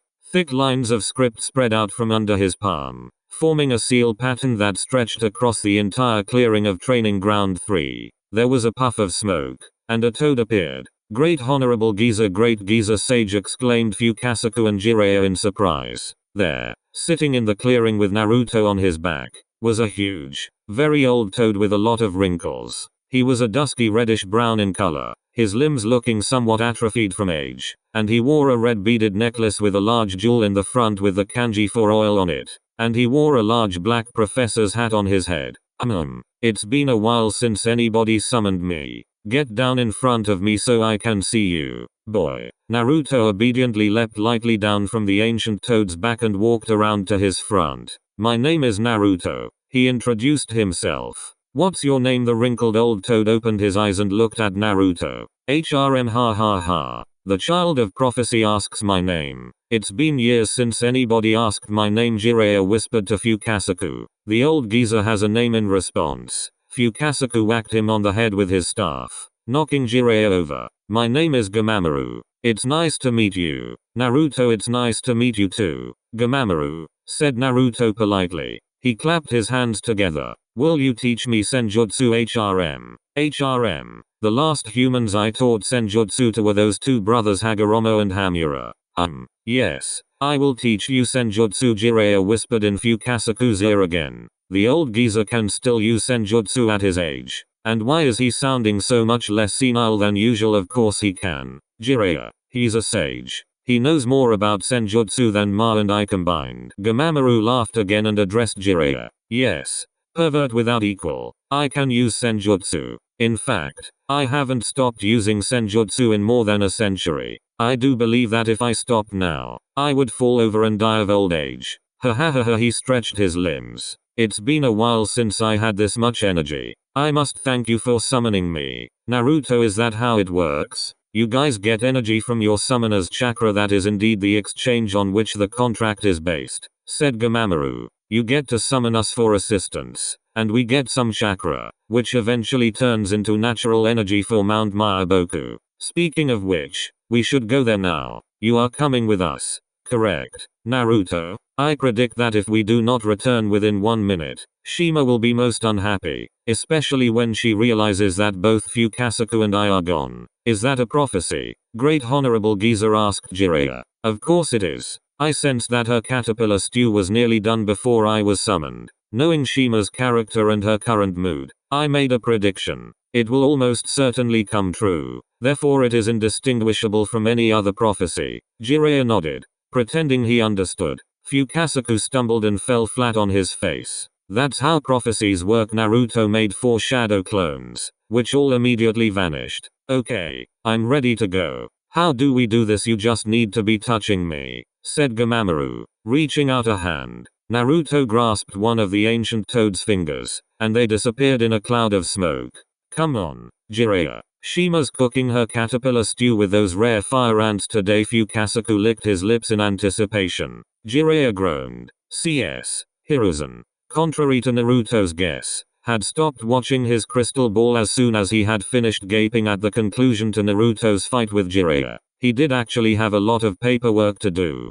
Plus, there was a chunin waiting outside his door to report back on a mission. He pressed a button under his desk, signaling to his secretary that the next person could be sent in. Lord Hokage, said the chunin. He was a civilian-born chunin with a relatively unknown face, who specialized in disguise and often took lower-ranked infiltration missions. How goes the mission? I'm afraid there's very little progress so far, sir. The clerk at the Whirlwind office said they are not looking for employees at the current time. When I asked him for an employment application form anyway, he said the company seeks out potential prospects, rather than accepting applicants, so they don't even have an application form. You investigated in other directions. I take it yes. I shadowed several of the employees home and identified them from the residency records. There's nothing suspicious about any of them. Some of them are long-time Konoha residents. Some of them are civilians from outside the village. Did you find out anything about who owns the business? Nothing.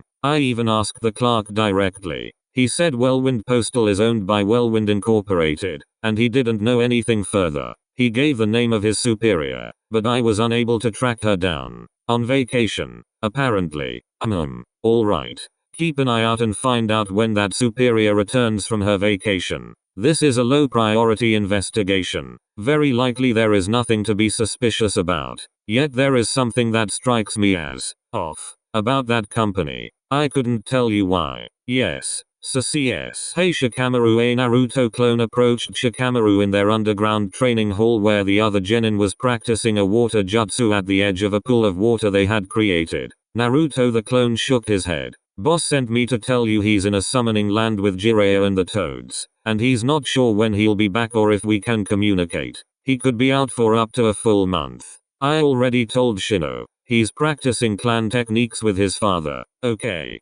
Thanks for the message. Hey, how's your cousin Karen doing? Is she still with Tsunade? Shikamaru tended to just treat shadow clones as the creator, considering that they had the same personality and knowledge and their memories went back to the creator when dispelled anyway. Yup, she's doing well. Auntie Tsunade is pretty sure she can use her bloodline as a jutsu instead of through a bite, and make it much more efficient too. Why? Is she more than just your fangirl? Teased the Naruto clone. This from the guy who now has Ino and Sakura stalking him in addition to Hinata. What? How did you learn that? Ino told me and Choji. Of course. The Naruto clone groaned. Okay, I give. No more teasing you about Karen. Shikamaru nodded. I just want to be a mediocre ninja. Marry an average looking woman. Good looking but not too pretty. Pop out 2.5 kids. Naruto clone rolled his eyes, having heard this before. And a white picket fence and a few deer. Speaking of average and mediocre,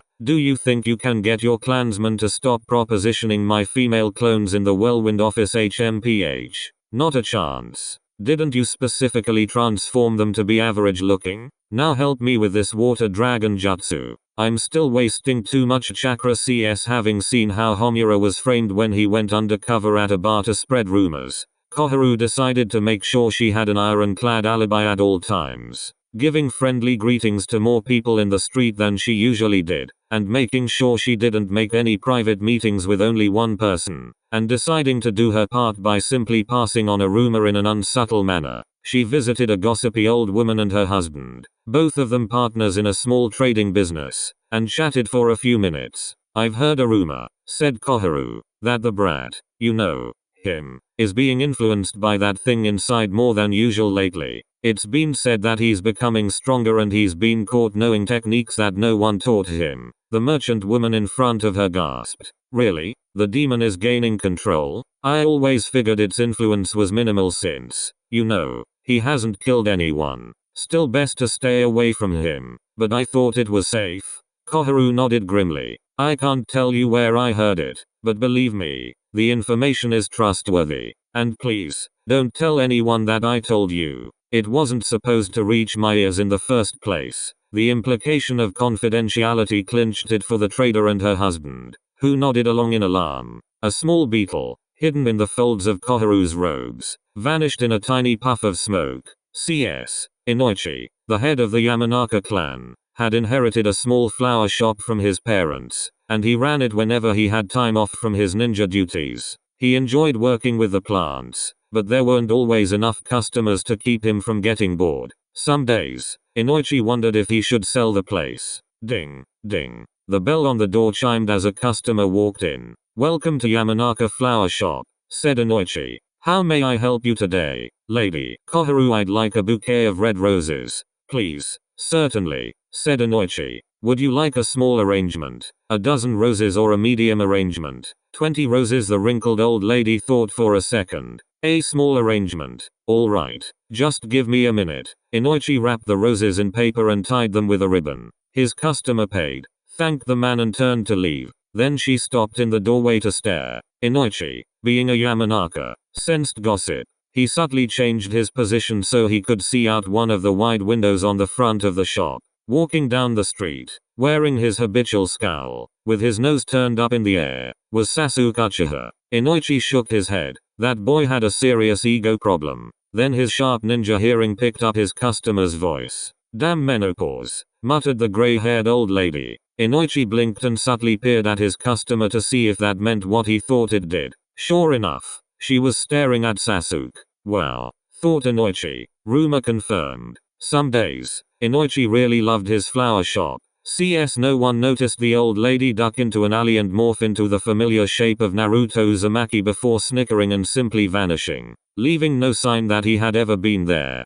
Hey, said Naruto, taking another bite. "I had no idea bugs could taste this good. What did you put in this?" Granny Shima Jiraiya gaped at him, flabbergasted. His own bowl of caterpillar stew was completely untouched. "See, Jiraiya, the boy has manners. Now eat your food. You're too skinny as always," scolded Shima. Then she turned to Naruto and rattled off a list of ingredients that included a number of insect species as well as regular kitchen spices. "Fire ants. I'll have to remember that. I'm pretty sure I know where a couple of nests are. Would you mind if I added a bit of salt? I'm guessing my human body has slightly different tastes than you toads." "Salt?" Shima shuddered. "I've heard that you humans cook with salt. It makes our tongues shrivel up. I'm afraid I don't have any.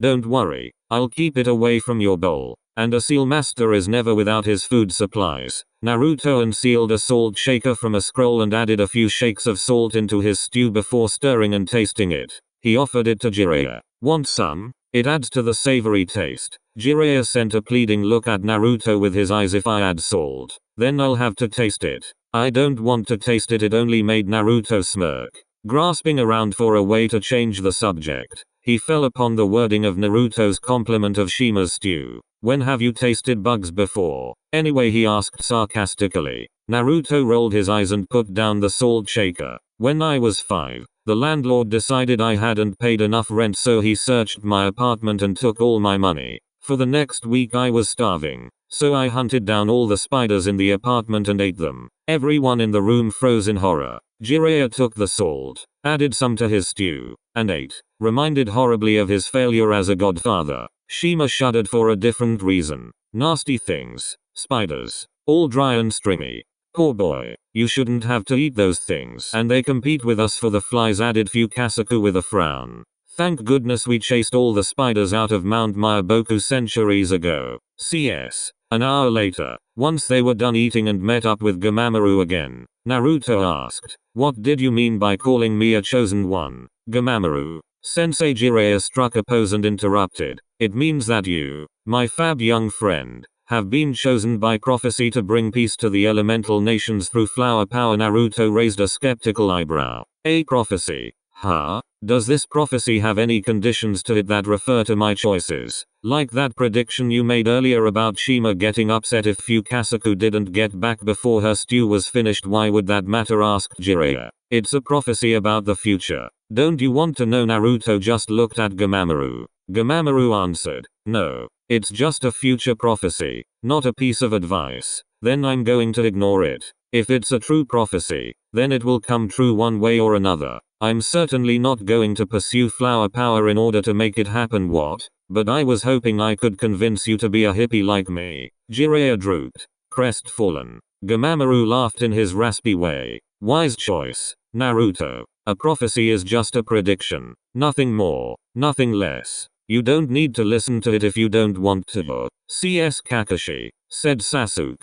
Teach me. Kakashi looked up from his Icha book, which, once again, he was reading in the middle of the street. He sighed. He had been hoping none of his students would approach him for training, but if it happened he would have preferred it to be Naruto. The blonde boy was just so much easier to get along with. Well, he was obligated, as a Jonin sensei, to teach one of his students for the month leading up to the chunin exam finals if he was asked, so he couldn't really turn Sasuke down. Fine. Meet me at training ground 16 in half an hour with a week's worth of wilderness supplies. HN. Sasuke turned and walked off. Kakashi sighed again. It was going to be a long month. Maybe he could take out his displeasure by showing Sasuke just how useless his new earth release armor technique was against lightning jutsu. CS The first thing you must learn is how to stay completely still and become one with nature, said Gamamaru. This will allow natural energy to enter your body. Then you must mix that natural energy with your own chakra and balance it correctly. If you have too much chakra in the mix, you will not go into sage mode. If you have too much natural energy, you will turn into a stone statue of a toad. Naruto listened carefully as Jiraiya and Fukasaku looked on. Okay, I get that meditating is needed to become one with nature, but why does one need to stay completely still? Not all of nature is completely still. The wind blows, rivers flow, waves move, even the earth itself moves at times due to natural processes. That's just the way the technique works, said Jiraiya. Gamamaru laughed. That's not just the way the technique works, he stated. It's a good question. You need to stay still and harmonize with the ground below you because that is the toad style of senjutsu. If you were learning a bird clan's style of senjutsu, you would be in motion, harmonizing with the air. If you were learning a fish clan's style of senjutsu, you would be in the water, harmonizing with its flow. All of these are correct ways of learning senjutsu. However, because you are learning here on Mount Myaboku, the nature energy is better suited to the toad style. Do the different styles of senjutsu have different effects? Asked Naruto. Not greatly. The toad style lends itself slightly better to strength, being based on the earth, and the air and water styles, speed and flexibility, respectively. But despite the slight relationship to the element you harmonize with, nature energy is still basically the same in all of nature. That makes sense. Is it possible to learn more than one style of senjutsu? Yes, of course it is. I myself can use the fish style of senjutsu in addition to the toad style. I'm just a lot better at gathering natural energy in the toad style. Okay, would turning into a toad statue be because I'm learning here at Mount Myaboku? I assume you would turn into something else if you were learning in another clan's domain, correct? If you take in too much natural energy when learning a water style, you will turn into water and flow away. If you learn in one of the other earth-based clans' lands, it is a statue that takes the form of one of their species. Except the snakes. Their method of learning senjutsu is somewhat unnatural, and if you fail, you will simply get eaten by the white snake sage. Naruto nodded. Note to self. Be wary of the white snake sage. Is there a way to reverse getting turned into a statue? No, said Gamamaru. If you turn into stone, it is because you have become so completely one with nature that the natural energy flows through you like it does through the earth, completely washing away your own chakra. What if you had a reserve your own chakra standing by and injected it into your chakra system? Like a storage seal or even a shadow clone, it could work, said Gamamaru. It would require that it be done before the natural energy washes away your chakra entirely, and you would need a great deal of chakra. But that will not be necessary because you will have Fukasaku or I to monitor you and knock the natural energy out of you if you make a mistake. Got it. Is it possible to gather natural energy through Funjutsu and inject it into your chakra system in the correct proportion without staying still? Queried Naruto. Most likely, but I would ask that you do not try, said Gamamaru sternly. By removing the necessity of harmonizing with nature, you would lose the ability to connect with it. You would no longer be a sage, just a ninja taking energy that does not belong to you. It is allowed to use natural energy to power a seal that itself becomes part of nature, but to empower yourself in such a way is unnatural and could disturb the balance. Understood. I won't try. Next question. Since chakra is made by mixing your spiritual and physical energy, or yin and yang, Why don't you try to add natural energy into the mix when you're creating chakra in the first place? Gamamaru laughed again at Naruto's question. That's exactly what my old student Hagoromo asked. It turns out that the resulting energy is basically the same, but if you are able to separately control the yin and yang energy that you put into the mix, you gain far greater control over it, and several additional abilities. Most beings, myself included, are unable to separately control their spiritual and physical energy like that, but he was able to do so. He called it Six Paths Sage Mode. At this point, Jiraya's head was spinning and he was barely following the conversation. Damn it, his godson was smarter than he was, just like Minato. But this, he caught. Wait, Six Paths? This Hagoromo was the sage of Six Paths, exclaimed Jiraiya.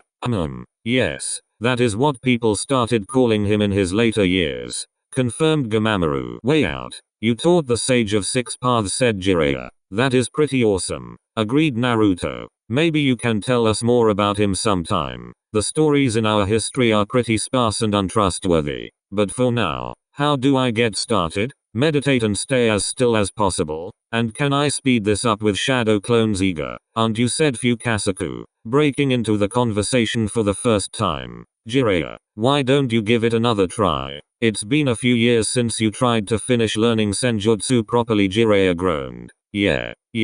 Can't let the brat get too far ahead of me. I just have trouble holding on to the senjutsu chakra for longer than a few seconds. Bonk. Fukasaku whacked Jiraiya on the head. The only reason you can't hold your concentration on senjutsu chakra is because you keep thinking of sex. No, it's because you won't let me burn incense while practicing. Bonk. That's because you were using it to hide the smell of cannabis. Drugs do not help you get in touch with nature. CS Auntie Tsunade. Karen. Shizune.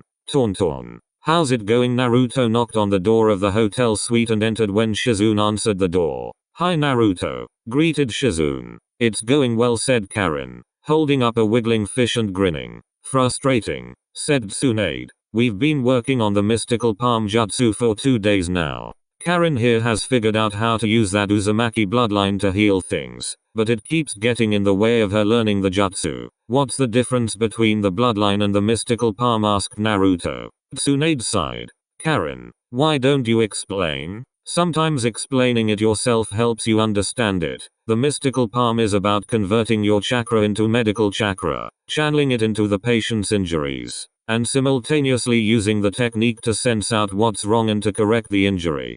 Put tissues back together, encourage cell growth, or whatever is necessary to fix it, explained Karen, almost by rote. My bloodline, on the other hand, sends my special chakra into the patient's chakra system, somehow making them heal themselves without requiring me to know anything about their body. So, let me guess, said Naruto. Auntie Tsunade is hoping that if you learn how the body works, you can make your bloodline more efficient by channeling that special chakra directly into the patient's wounds without wasting energy by filling their entire chakra system. Yes, confirmed Shizune, making Karen pout. The problem is she just keeps healing the fish without sensing what's wrong. If the bloodline works by sending that special chakra into the patient's chakra network, why not just use a chakra suppression seal on the fish's chakra network so Karen can practice the mystical palm technique properly, proposed Naruto. Everyone gaped at him. Why didn't I think of that, said Tsunade.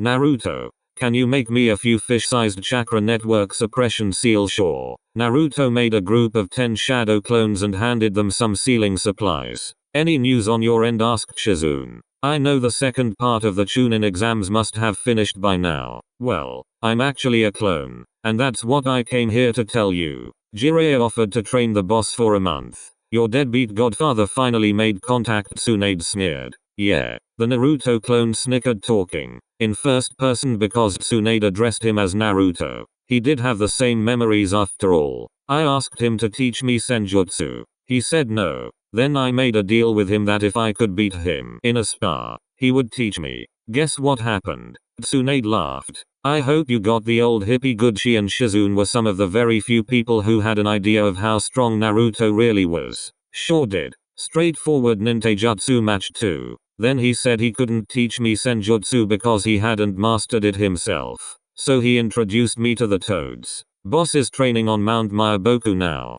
Tsunade sighed. The toads. Huh? Unfortunately the slugs don't have a sage. I would have liked to have you sign with the slugs, but I guess they aren't really your style, are they? Excuse me, said Karen. Are you talking about Jiraiya of the Sannin? You actually beat him? Naruto clone grinned. That's right, he produced a chakra chain from his palm. Then he produced a Rasengan on the tip of it. There were a lot of these involved.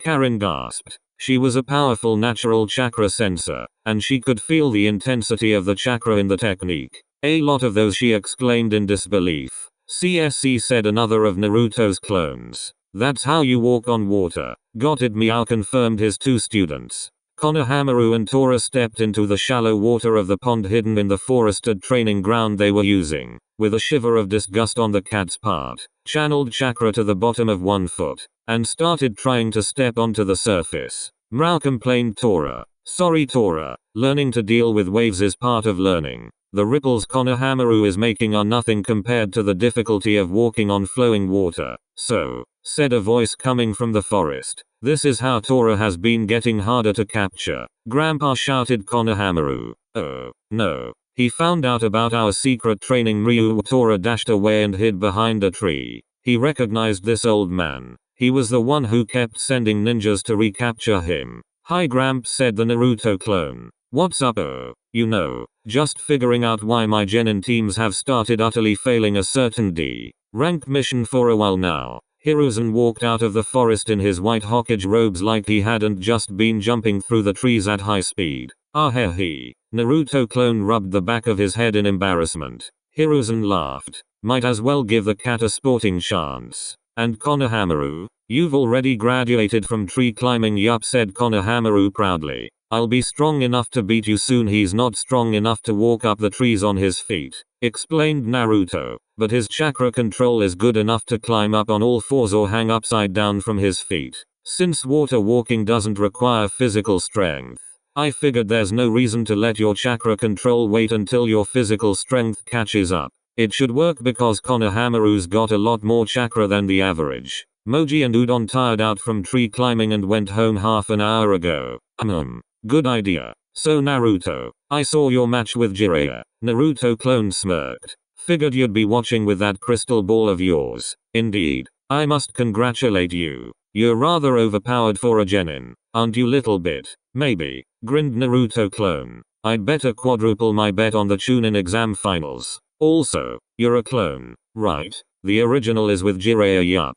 Did you want to speak to the boss? Actually, I wanted to send a message to Jiraiya. Bored. Konohamaru stepped back into the water and started training again. Tora followed him, finally deciding that the old man in the white robes wasn't going to capture him. Naruto would spend the entire month until the chunin exam finals on Mount Myaboku, learning senjutsu from Gamamaru and Fukasaku. He found out that he could actually use Hiraishin to teleport to and from Konoha, but he only sent shadow clones back and forth. They ate bugs every day, much to the disgust of Jiraiya, who was very grateful to receive a note from the Hokage, brought by Naruto's clone via Hiraishin, summoning him away to use his spy network and prepare to counter Orochimaru's plans. Naruto learned that the amount of natural energy you could absorb to produce senjutsu chakra was directly related to your own chakra reserves. Jiraiya put Naruto's vast reserves of chakra down to his status as a Jinchuriki, but Naruto knew better.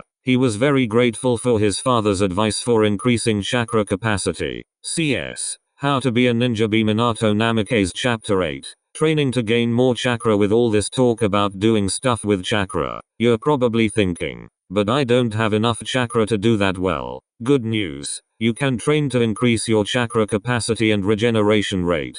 Surprisingly, very few ninja actually train the smart way to increase chakra capacity. Even though power in the ninja world is often equated with chakra capacity, most people just think that increasing your chakra capacity means just using jutsu to exhaustion over and over again, which is true, but that's the slow way to do it. Section A. Exercise. Exercise. Exercise. Remember what chakra is made of? Spiritual, mental and physical energy. They teach this in year 1 of the Ninja Academy. So exercise your physical body to increase your physical energy and exercise your mind to increase your spiritual energy. Duh. Well, technically this training increases your rate of physical and spiritual energy production, or regeneration rate, not your chakra capacity. Maybe that's why so few people understand why they need to do this. They get confused by the fact that they still run out of chakra almost as quickly after training this way. As you can see, it's still extremely valuable, though.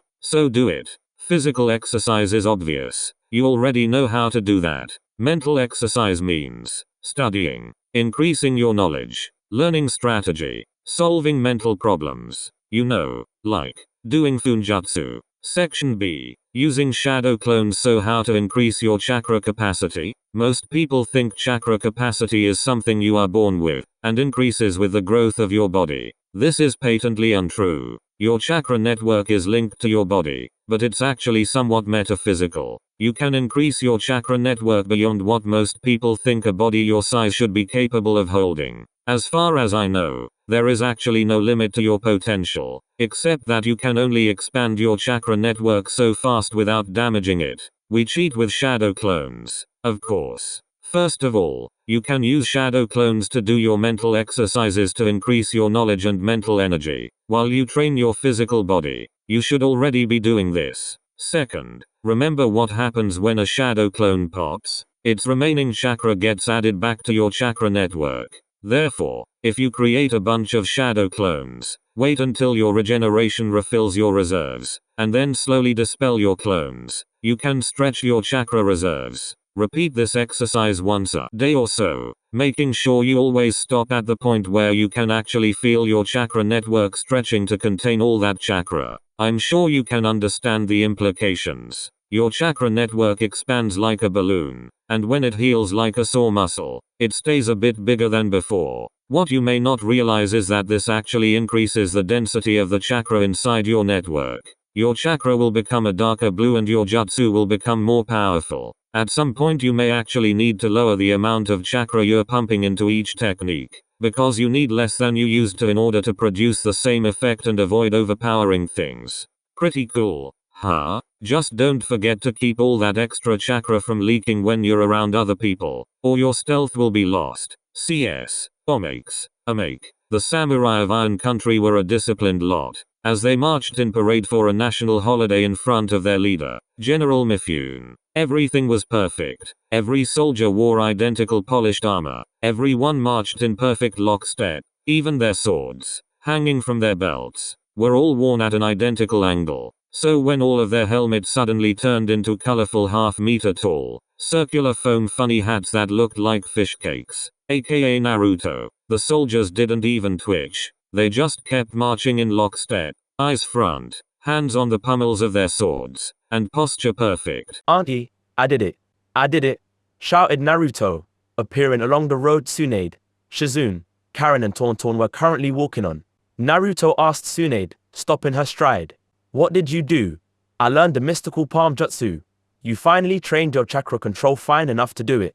Nope, grinned Naruto. I learned senjutsu, and when I'm in sage mode I get a big increase in chakra control, which is enough to use medical techniques. Show me, requested Tsunade. Naruto produced a single shadow clone, handed it a scroll, and sat cross-legged on the ground and meditated. After 20 seconds, orange shadows appeared around his eyes and he opened his eyelids, showing yellow eyes with barred pupils like a toad. Whoa, it's like you almost disappeared, said Karen, who had been trying to feel what Naruto was doing with her sensory abilities. Is that your sage mode? Asked Shizune. Yup, this is sage mode, said Naruto. Ready. The clone unsealed a limp fish from the scroll and held it out in front of Naruto. Naruto quickly made the hand seals for the mystical palm jutsu, and when his hands started glowing green, held them over the fish. A few seconds later it began to wiggle. Tsunade quickly activated her own mystical palm and touched the fish to examine what Naruto was doing. Decent for a beginner, she said. A bit crude. You're using too much chakra and I wouldn't let you anywhere near a human with that technique until you're a lot better. But it looks like I now have 2 new students. Yes, exclaimed Naruto, jumping up and pumping a fist in the air. Wait, Karen too?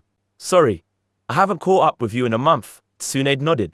Her chakra control is nearly perfect and she has a mind for medical knowledge, as well as the interest. I'll teach her. Congratulations, Karen. And thanks, Auntie. Thanks, Naruto, said Karen. Auntie, you don't mind if I accelerate my training with shadow clones, do you?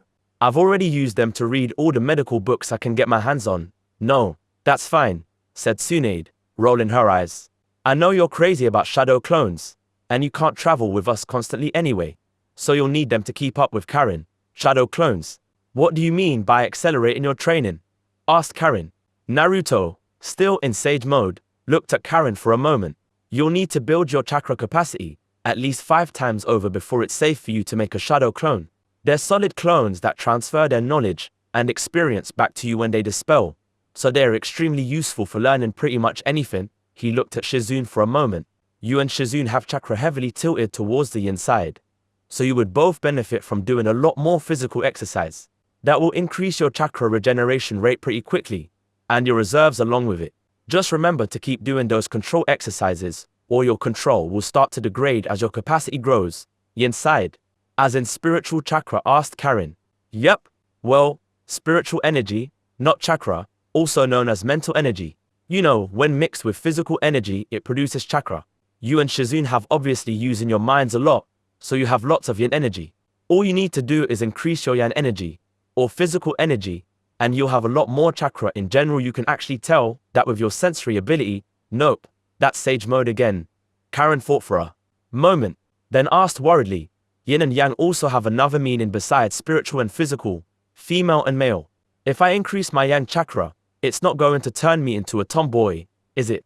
Shizune and Tsunade burst into laughter. Naruto just declared, better a tomboy than a fangirl. Even if it was hilarious too. See the way Shikamaru reacted when you kissed him. Karen turned red and punched him in the face. It didn't do anything except make her knuckles hurt, considering that Naruto was still in sage mode. That's the spirit, said Naruto. We'll make you into a tomboy yet.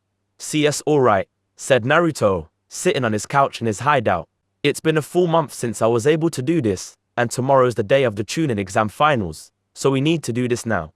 Report. The Whirlwind Postal Head clone went first. We've successfully opened a Whirlwind office in Wave. Profits are low there, as the citizens are cautious of shipping companies. But we're getting good PR, because we don't try to influence anything outside of our office location. The office in the land of vegetables is making a killing, because we've managed to secure an exclusive contract for delivering vegetables grown on the daimyo's lands to all foreign customers for the next 8 years. Overall profits are up again as usual. We're richer than Gato ever was, and there's no sign of stopping. The Hokage's chunin investigator tried to get hired at the Konoha office, and we turned him down as expected, but he continued to look into us. All of our employees in Konoha have deep cover personalities and histories, which he did look into and found nothing. But sooner or later Gramps is going to forget about covert investigations, coming to the office in person, and straight. I'll ask about the owners. We need to figure out what our next steps will be for that. Finally, I'm going to recommend that we actually start hiring real people to man the offices where we receive packages to send out. Your month-long hiatus strained the clone network, even though you sent clones with chakra storage seals halfway through. And the more Whirlwind offices we add, the more chakra we will require. Okay. Got it, said Naruto, closing his eyes and taking in the summary for a few moments, so as to more easily understand the influx of memories he was about to receive. This spell, after a few minutes of much-needed meditation to process a month's worth of clone memories, Naruto recreated the Whirlwind clone and applied the durability seal that allowed him to function without getting popped at the first injury. Then Naruto handed over a stack of chakra storage seals, and the man dressed in the delivery uniform left, his orders already in his head. Next, the apprentice clone stepped forward and reported. The apprentices, students of various trades and arts, each had their own personalities and appearances, some of them rather colorful, but the head was a girl named Yui. She created all the other apprentice clones, and their memories returned only to her due to a bit of funjutsu Naruto had created, and from her to Naruto only when she dispelled. He didn't immediately respawn her, because he wanted to wait for the information from the last 2 reports first. Then the spy clone reported. Everything is happening around the chunin exam final, said the figure covered from head to toe in black. Orochimaru and Oto will attack with the aid of sand. Danzo will make his move after the finals are over, and Project Whirlpool is prepared to execute as ordered tomorrow, when all eyes are on the tournament. To go into a bit more detail, Kabuto Yakushi was broken out of the T&I department cells a week after his capture by a disguised intruder, who was most likely Orochimaru himself. The Kazakage was killed by Orochimaru and Kabuto 4 days ago, and Orochimaru has disguised himself as the Cage and will attend the chunin exam tournament in his place. Homura and Koharu have been slowly spreading their rumor campaign among people directly connected to the civilian council, and Danzo has completed the preparations you know he was planning.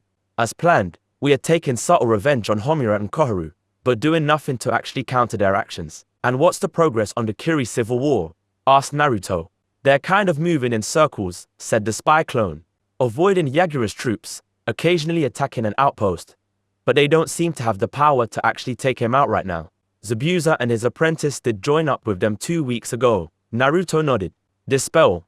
The spy clone did so, and after meditating for 20 minutes, Naruto recreated the spy clone and the apprentice clone, and created a training clone. As his group of training clones had slowly run out completely over the last month while he was at Mount Mayaboku. Alright, fastest thing first. Training. Keep working on reducing the time it takes to enter Sage mode and increasing the time we can keep it running. Practice the frog kata and find out if we can mix it with any other styles. And we won't wait for Aunt Itsune to teach us medical techniques. We'll learn them from scrolls and go to her when we need help or run out of techniques that are written on scrolls. Now for the invasion. Gramps is making preparations to defend Konoha, but we need to protect the people precious to us. Here's what we're going to do. Naruto and his clones discussed plans for the next hour before the clones left to make preparations. And Naruto left for the comfortable bedroom beside his office and fell asleep for the night. CS. The crowd waited in anticipation for the tournament participants and the proctor to arrive. Yosh, shouted Guy. Kakashi, my eternal rival, what brings you here on time today? Oh, you know. Got tired of dealing with the brooding emo for a month, sent him home yesterday and told him to rest up. Kakashi was, of course, reading his Icha book, but was apparently watching the arena at the same time. A brooding emo, said Asuma. That's ironic, considering you used to be one. Still are, by some standards, please. I've never been anywhere near as bad as Sasuke. He's got a superiority complex and an inferiority complex, for Kami's sake. Both of them incredibly strong. And he doesn't even take up a useful habit to distract him, like training or Icha. He just broods. Icha is not a useful habit, said Kyuni, glaring at Kakashi. Kakashi ignored Kyuni's objection and looked down at the arena. The crowd cheered as the participants walked the tournament arena, along with the Jonin, who was proctoring the finals, Genma Shirinu. Except Naruto. Where was Naruto? Then, as they reached the center of the arena, small fireworks started to go off near the group. Everyone turned to look at the sound of crackling and the sight of brightly colored sparks flying in broad daylight, the gunpowder explosions producing a small cloud of smoke. Then the fireworks stopped, and out of the smoke appeared Naruto, in all his glory, wearing his orange jumpsuit. Naruto Uzumaki has arrived, he announced, one finger pointing in the air. So, how do you guys like my new shunshin? It's stupid, just like everything else you do, dead last, said Sasuke. Hey, I bet you can't even do a shunshin, objected Naruto, pretending to be offended.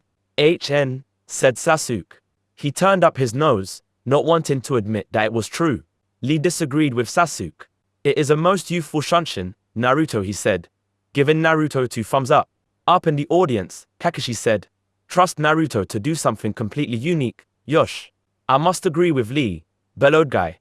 It is a most youthful shunshin. I shall have to ask Naruto if I can adopt it myself, he thought for a moment, his hand on his chin, then added, perhaps with green fireworks to represent the color of youth. Kakashi sighed. After a short speech by the Hokage and the standard dog and pony show, the competitors moved to a special box where they would watch the tournament whenever they weren't actually fighting. The first match will be between Tenten Higurashi and Shino Obirame, announced Genma. CS. Tenten was prepared. Her specialties were weapons and funjutsu. Well, Naruto would have called her an amateur, one-dimensional funjutsu user, considering that the only thing she did with it was create sealing scrolls. But she did manage to seal a few things besides weapons in her scrolls, some of which required fairly advanced uses of funjutsu. She was also a very decent taijutsu fighter, an inescapable result of having Guy as her sensei. And she had a plan for Shino, whom she knew for a fact had spent the entire month at the Obirame compound learning Obirame clan insect techniques. Tenten had, after all, managed to manipulate her teammate Neji into spying on Shino for her. Neji was still humiliated after losing so quickly in the preliminaries to the dead last of the class below him, so manipulating him wasn't that hard. Unfortunately for Tenten, she was up against Shino Obirame, who had secretly trained with Naruto for the last 4 years. Shinobi and Shino, there was no pre-match banter. Tenten started the match by jumping away from Shino and throwing a handful of 4 kunai at him to test the waters. All 4, of course, were on target, flying at different parts of Shino's body. Shino caught all 4 kunai and threw them back. Shit, only Guy-sensei would have been able to catch all 4 so easily. This guy is dangerous. Easily dodging the return kunai, Tenten decided to take it up 3 notches, rather than just 1. She pulled out 2 scrolls that she had been practicing with a great deal over the last month, placed them beside herself, and quickly did 5 hand signs. Rising twin dragons, shouted Tenten, leaping high into the air. Her scrolls unrolled, spiraling around her, and she unsealed hundreds and hundreds of weapons of every kind, throwing them at Shino rapid fire. Every 4th weapon had a lit exploding tag connected to it. Shino made 3 hand seals and silently erected a basic earth wall. As the exploding tags first damaged, then destroyed his wall, he threw down a smoke bomb and disappeared. Ending her technique once she was out of weapons, Tenten examined the mostly destroyed wall from afar. Deciding that he was hiding behind the wall, Tenten ran in a wide arc around it, looking for Shino and hoping to re-engage at range. Suddenly the ground burst open in front of her and Shino attacked at close range with a kunai. Tenten reflexively blocked with her own kunai. Shino released a massive cloud of Kakachu which immediately swarmed Tenten. And that was the end of the fight. The crowd cheered as Genma announced Shino as the winner. CS. The proctor, Genma, called for the next match. Choji Akimichi vs. Shikamaru Nara. Shikamaru groaned. He looked at Choji. Then he looked at Naruto. I forfeit, said Shikamaru. What? That was Ino, storming over to the competitor's box to give Shikamaru a piece of her mind. Shikamaru? Are you sure? Asked Choji. Yep, I don't want to fight you. That would be a drag. Naruto will give you a chance to show your skills when you fight him. Ino is going to be troublesome, but if I fight, there's a risk that they'll make me a chunin, which would be beyond troublesome. Naruto laughed. That was so like Shikamaru. Temari took offense. How do you know I'm not going to beat Naruto? She demanded. Shikamaru groaned and rubbed his temples. Troublesome blonde. Temari scowled at him. Genma announced, winner by forfeit, Choji Akimichi. Then Ino arrived. Shikamaru, you lazy bastard, she shouted. How dare you forfeit? She pounded him on the head with a hammer fist, smashing him onto the ground. Shikamaru groaned again. Even more troublesome blonde. Next fight. Naruto Uzumaki vs. Temari Sabaku. CS. Temari jumped on her fan and glided down to the arena, then placed her fan on her back. Naruto used his firework shunshin to get down to the arena. Achaha was right. Your shunshin is stupid, taunted Temari. Hey, my shunshin is awesome. I bet no one else has ever seen a firework shunshin before, right? Because it's oh so stealthy. Sarcasm dripped from Temari's voice. It's not supposed to be stealthy. It's supposed to be awesome, said Naruto. Well, it's not really. Do you think I should change it? Maybe one big firework instead of a bunch of little ones. Or maybe I should add some firecrackers to make it louder. Temari's eyebrow twitched. Proctor, start the match so I can beat some sense into this idiot, Uzumaki. Are you ready? Asked Genma. I'm always ready, said Naruto, grinning. Then begin. So you're a wind user, right? Asked Naruto, making no move to actually start the fight. What with the fan and being from wind country and everything, and your element is fire, isn't it? I saw your clones using all those fireballs last month. Naruto smirked, remembering the time he and Gaara had played Godzilla with a sand version of the village hidden in the sand, and he had created shadow clones to defend. And fire trumps wind. Temari jumped back to create some distance. Then she ran through 4 hand seals and shouted, Suten, Suden no Jutsu, water release, water bullets. Water welled up from beneath the floor of the arena as Temari drew underground water. It instantly formed into large globs of water, which hovered in the air and shot at Naruto. Since you're a fire user, I spent the last month working on my secondary affinity of water, said Temari. Cool, said Naruto. He dodged this way and that to avoid the water bullets. No pun intended. It doesn't seem to be doing much good, though he was dodging without much difficulty. Temari grabbed her fan and swung it, adding a blast of air behind the bullets and speeding them up. In an impressive display of control, she kept her water bullets going. Her fan automatically converted chakra to Y nature chakra, so it didn't require her to do 2 elemental transformations at once. She couldn't produce cutting wind this way, but it was still a one-person combination ninjutsu. Yikes. What do I do? What do I do? Naruto frantically dodged and backpedaled. Oh wait, I have the perfect jutsu for this. Reaching into his kunai pouch, he pulled out a large firework and used it to obscure his shunshin, the firework, exploding with a loud bang and shooting fizzling sparklers all over the place. Temari frowned and stopped her water bullet technique. She swiped her fan powerfully, blowing away the cloud of smoke. Naruto was gone. Maybe it's stealthy after all, said Naruto from behind her, making Temari whirl around. He had come out of his shunshin without setting off another firework, simply appearing in a silent puff of smoke.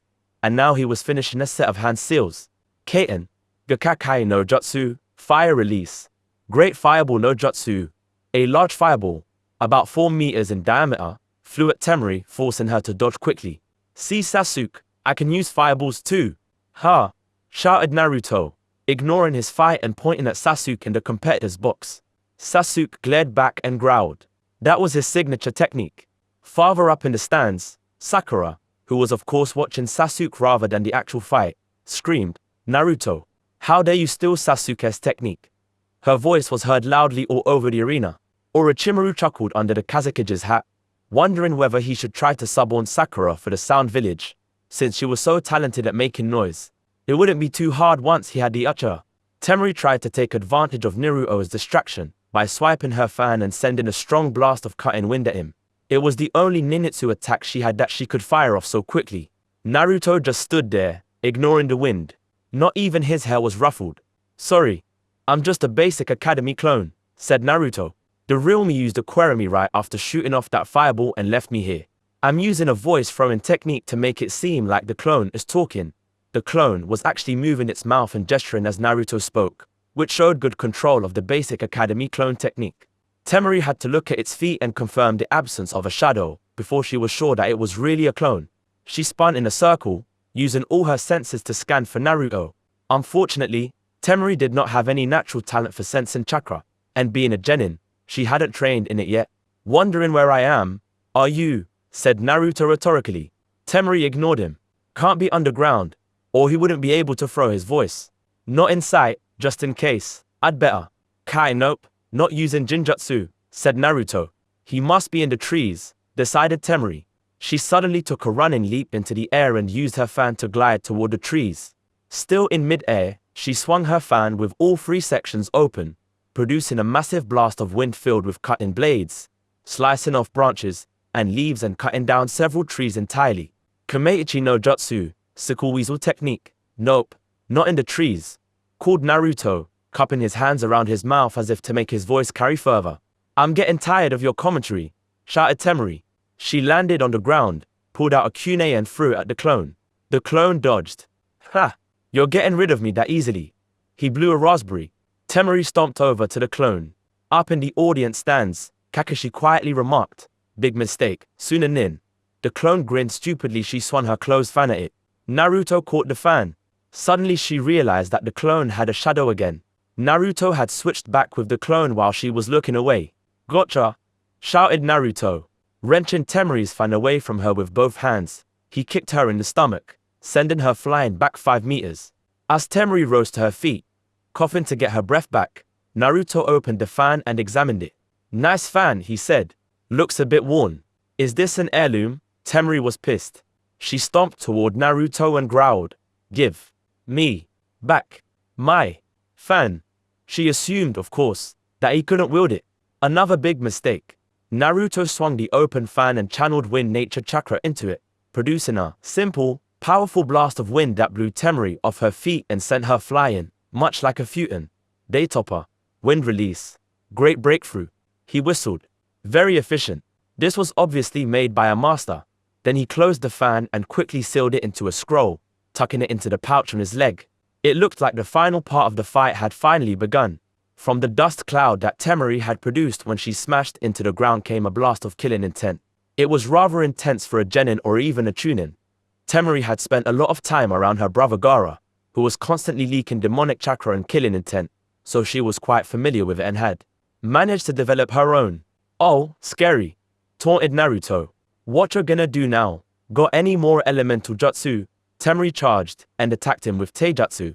She was taller and older than Naruto, so it would be a logical deduction that she had a good chance against him, or it would have been, had she been calm enough to think about it.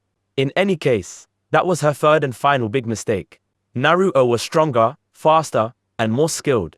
He utterly defeated her using basic Konoha Academy Taijutsu. He moved faster and hit harder than any academy student could, of course, but he didn't use any special moves. He soon knocked out Temari with a concussion-inducing punch to the temple. There was scattered applause from the crowd as Genma announced Naruto as the winner. But for the most part the civilians just sat in sullen silence. Naruto pulled out the scroll containing Temari's fan and laid it by her side as the medics approached. That's her fan. Give it to her when she wakes up. Will you? Then he walked back to the competitors' box, CS. Up in the audience, Kakashi pulled his headband over his Sharingan again.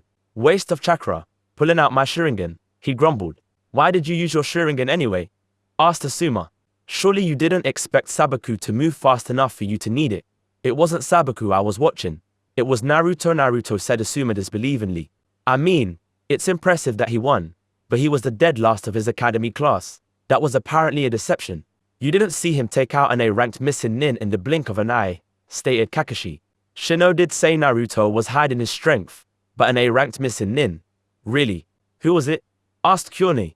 Zabuza Momochi, the demon of the bloody mist. One of their 7 swordsmen. No way. You're joking, said Asuma. Apparently, you had to see it to believe it. Do not underestimate Naruto Uzumaki. He is even more hip and cool than Kakashi. That was Guy's contribution to the conversation. Well, I wouldn't say that, said Kakashi, pulling out his Ichicha again. In any case, watch Naruto closely in his next matches.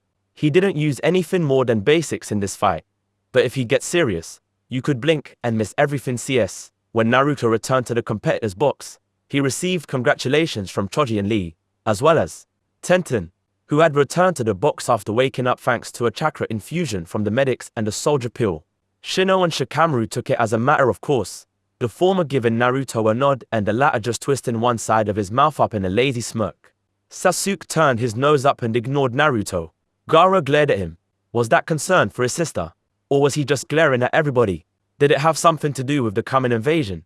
In any case, Naruto just raised an eyebrow at him and took a seat, not engaging since Gaara obviously wasn't in the mood for chatting. For some reason glaring was all he had done today, even when Naruto greeted him before the first match.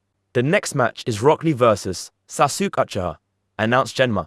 As Lee ran down to the arena enthusiastically and Sasuke strolled down the stairs coolly, Naruto said, Sasuke's going to get crushed again. Are you sure? Asked Shikamaru. I heard that he unlocked his Sharingan last month. And now Sasuke knows not to underestimate Lee. Yup, I'm sure. Lee is going to make things interesting. But Sasuke doesn't stand a chance. CS don't think that this fight is going to go the same way as our last, said Sasuke arrogantly. I've unlocked my Sharingan now, and there is no way you can ever beat an Uchiha with a Sharingan. To emphasize, he activated his bloodline limit, his red eyes showing 2 tomoe in each eye. Kakashi had pushed him over the last month, showing him how to enhance his muscles with chakra, then sparring with him at high speed to push the limits of his perception. Yosh, shouted Lee, bouncing up and down. Guy-sensei taught me how to fight against the Sharingan. Let's have a good match, HN. You're as big of an idiot as Naruto. The Sharingan is invincible. Only an Uchiha can beat an Uchiha. Are you both ready? Asked Genma, not wanting this to go on further. Ready, Proctor. HN. Then Lee immediately fixed his eyes on Sasuke's feet and charged at him. Sasuke pulled out a kunai and swiped at Lee. Lee dodged it and attempted a leg sweep. Sasuke jumped over that and threw his kunai at Lee, who twisted out of the way. His ears attuned to the sound of flying kunai thanks to his teammate Tenten. Both of them ignored the SQUEE. Go Sasuke. From Sakura up in the stands. Lee had apparently taken Guy's advice concerning his crush, and ignoring his fangirls was old hat for Sasuke. Their Taijutsu match went on for about 5 minutes, during which neither genin obtained the advantage. There was a lot of dodging, a few hits, but nothing consequential, and very little blocking. Finally Sasuke used a Kurimi with a rock and made some distance, having decided that he couldn't beat Lee in Taijutsu. In another world, Sasuke might have had a somewhat unhealthy rivalry with Naruto, both of them driving the other to make progress, and Sasuke might have forced Lee to drop his weights. However, Naruto saw no reason to reveal his true strength to Sasuke, much less see Sasuke as an equal and therefore a potential rival. Thus, Sasuke retained his delusions and was simply weaker than he could have been. Now Sasuke decided to bring out some ninjutsu. Kaiten, Gakkai no Jutsu, Fire Release, Great Fireball, CS.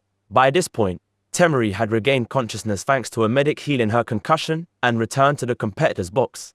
After glaring at Naruto, then thanking him for returning her fan, she sat down and watched the match. Now Temari looked at Sasuke's fireball critically and said, "Naruto's was bigger." Sasuke's not going to be happy to hear that, said Choji, munching his chips. The great fireball jutsu is a point of pride for an Uchiha. Yup, agreed Naruto. And what's even crazier is that Sasuke thinks the jutsu belongs to him because he's an Uchiha. So he's mad that I can even use it. Really, he thinks that, said Temari. I thought that was just his fangirl screaming. Oh yeah, he's that arrogant, confirmed Naruto.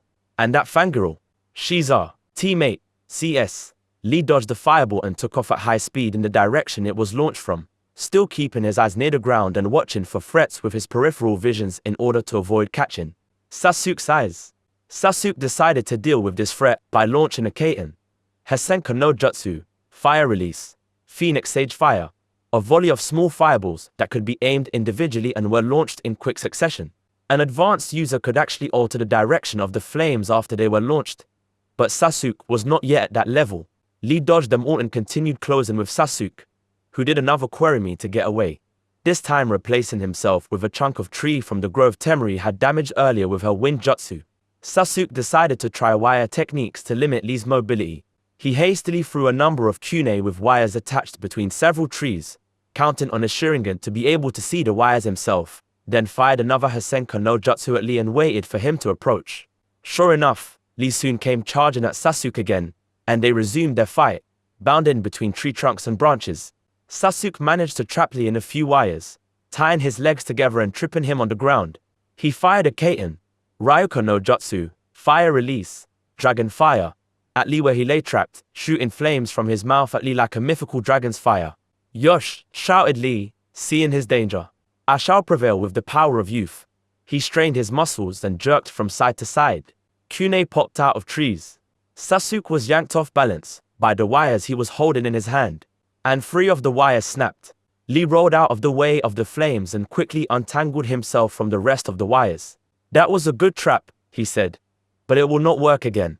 He grabbed a thick, fallen tree trunk and swung it at the tree Sasuke was standing in. Sasuke's tree broke and started falling. He leaped to another tree to avoid it when it fell. Lee whirled his tree trunk and swung it towards Sasuke. What followed was a chase through the grove as Lee rampaged through it, knocking down trees with his massive makeshift weapon, while Sasuke fled and tried to come up with a way to counter this new threat. Finally breaking out of the trees, Sasuke used a Querimi with a rock on the other side of the arena to escape. Lee followed him out of the tree line, his tree trunk weapon having slowly lost bits and pieces and finally splintered in half. As Lee carefully scanned the arena, trying not to catch Sasuke's Sharingan eyes, Sasuke decided to try something else. He made 9-hand seals and gathered lightning chakra in his right hand. The jutsu made a chirping sound as it sparked off his hand, and he gripped his right arm above the elbow with his left hand. CS. Up in the stands, Kakashi groaned. "Kakashi, how could you teach him that technique?" accused Guy. "I didn't," said Kakashi. "The brat stole it off me when I was making a point. He can't even use it properly. It leaves burns on his arm and he can't use it more than once a day due to the chakra requirements. I ordered him not to use it except to protect his friends and village, but as you can see, he's a selfish little shit, I see." "Well, I suppose Lee is just going to have to stop holding back," said Guy, CS, as Sasuke began charging towards Lee. The chirping bird sound of his Chidori alerted Lee to his location, and Lee immediately saw him moving over twice as fast as he had before. The spandex-clad boy grinned so widely that the sunlight glinted off his teeth. Then he dropped his weights. Then he disappeared in a burst of speed. "He's even faster than Kakashi," thought Sasuke, tracking Lee with his Sharingan in alarm. Sasuke was completely unable to do anything as Lee approached at full throttle and roundhouse kicked him across the gut, ignoring the Chidori because Sasuke was practically moving in slow motion compared to Lee's speed. Coughing up a few drops of blood, Sasuke flew toward the arena wall, his Chidori dissipating in mid-flight. Then Lee's weights hit the ground, creating a 2-meter-wide crater and sinking deep into the packed dirt floor. Sasuke crashed into the concrete arena wall, cracking it, and immediately fell to the ground. When Genma checked on him, he was unconscious. "Winner by knockout, Rock Lee." There were gasps throughout the crowd. They couldn't believe the vaunted last Uchiha had lost to a no-name ninja like Rock Lee. The medics carried Sasuke off with broken ribs, internal bleeding, and a concussion. He wouldn't be getting out of the hospital for hours. CS. When Lee had finished his victory lap, dug his weights out of the dirt, and returned to the competitor's box, Genma announced the next match. Shino Obirame vs. Gaara Sabaku. Gaara shined down to the arena in a swirl of sand. Shino decided to shunshin also, vanishing in a puff of smoke and reappearing 15 meters away from Gaara in the middle of the arena. When Genma started the match, Shino immediately jumped backwards, running through handsills. He knew something about Gaara's fighting style thanks to seeing him crush another team in the Forest of Death during the second exam, but he needed to probe more. "Mother will have your blood," said Gaara bloodthirstily. He reached out his hand and his sand surged forward at Shino from his gourd. Shino silently cast a Doten. Doraiuzo no Jutsu, Earth Release, Earth Flow Spears. Spikes formed out of the earth at an angle and attempted to skewer Gaara. A partial sphere of sand flowed around Gaara from his gourd and partially from the attack that was already reaching towards Shino. This had the effect of slowing the sand attack, but it blocked the rock spears solidly, causing their tips to shatter. Shino used a shunshin to move halfway across the arena. Gaara immediately started walking toward him. "You cannot escape," he said. "I will prove my existence by killing you." CS prove his existence by killing, repeated Naruto, frowning. "Temari, where the hell did your brother get such weird ideas?" Temari kept her expression neutral. "That's none of your concern," she said. CS since his stone spears didn't work, Shino decided to try a different angle entirely. He ran through 5 hand seals and cast a Genjutsu. Demonic Illusion. Tree Binding Death. It was supposed to make Gaara stop moving. It didn't do anything. Gaara didn't even react to the casting of the Genjutsu, and Shino could feel the technique fall apart almost instantly. Apparently the demon sealed inside him was constantly messing with his chakra. Well, back to ninjutsu. As Gaara approached, Shino performed the Kaiten, Karayu Enden, Fire Release, Fire Dragon Flame Bullet, shooting a single large, intense dragon-shaped fire attack directly at Gaara. Shino could manipulate its direction if he so chose, but Gaara didn't even try to dodge. This time, a dome of sand enclosed Gaara entirely. Its surface turned partially to blackened glass as the fire dragon attack melted it, but when the attack was over, the glass shattered and Gaara continued on, sand surging around him. Shino shined away again, near Genma. "Proctor forfeit," he said. "None of my techniques are powerful to get through Gaara's defenses. Jinjutsu does not work against him, and I do not wish to go underground where Gaara might crush me with his control of sand. My Kikeichu cannot absorb his chakra, and I cannot fight him with Taijutsu because at close range his sand is even more deadly. It would be illogical to continue." Genma nodded. "Winner by forfeit. Gaara Sabaku." Gaara kept coming, bloodless apparent on his face. "Would both competitors please return to the competitor's box? This match is over." Shino vanished in a shunshin, seeing that there was nothing he could do. Fortunately, Gaara got the message when his prey disappeared. "CS nice try Shino. I think they'll make you a chunin," said Naruto. "Thank you Naruto." When Gaara returned, he glared at Shino and muttered to himself. "Okay. What's up with you, Gaara?" asked Naruto. "Trying to prove your existence by killing. Is Shukaku giving you problems?" Gaara gripped his head, almost as if in pain. Then he looked up. "I look forward to our match, Uzumaki," he said, his voice dripping with killing intent. Naruto blinked.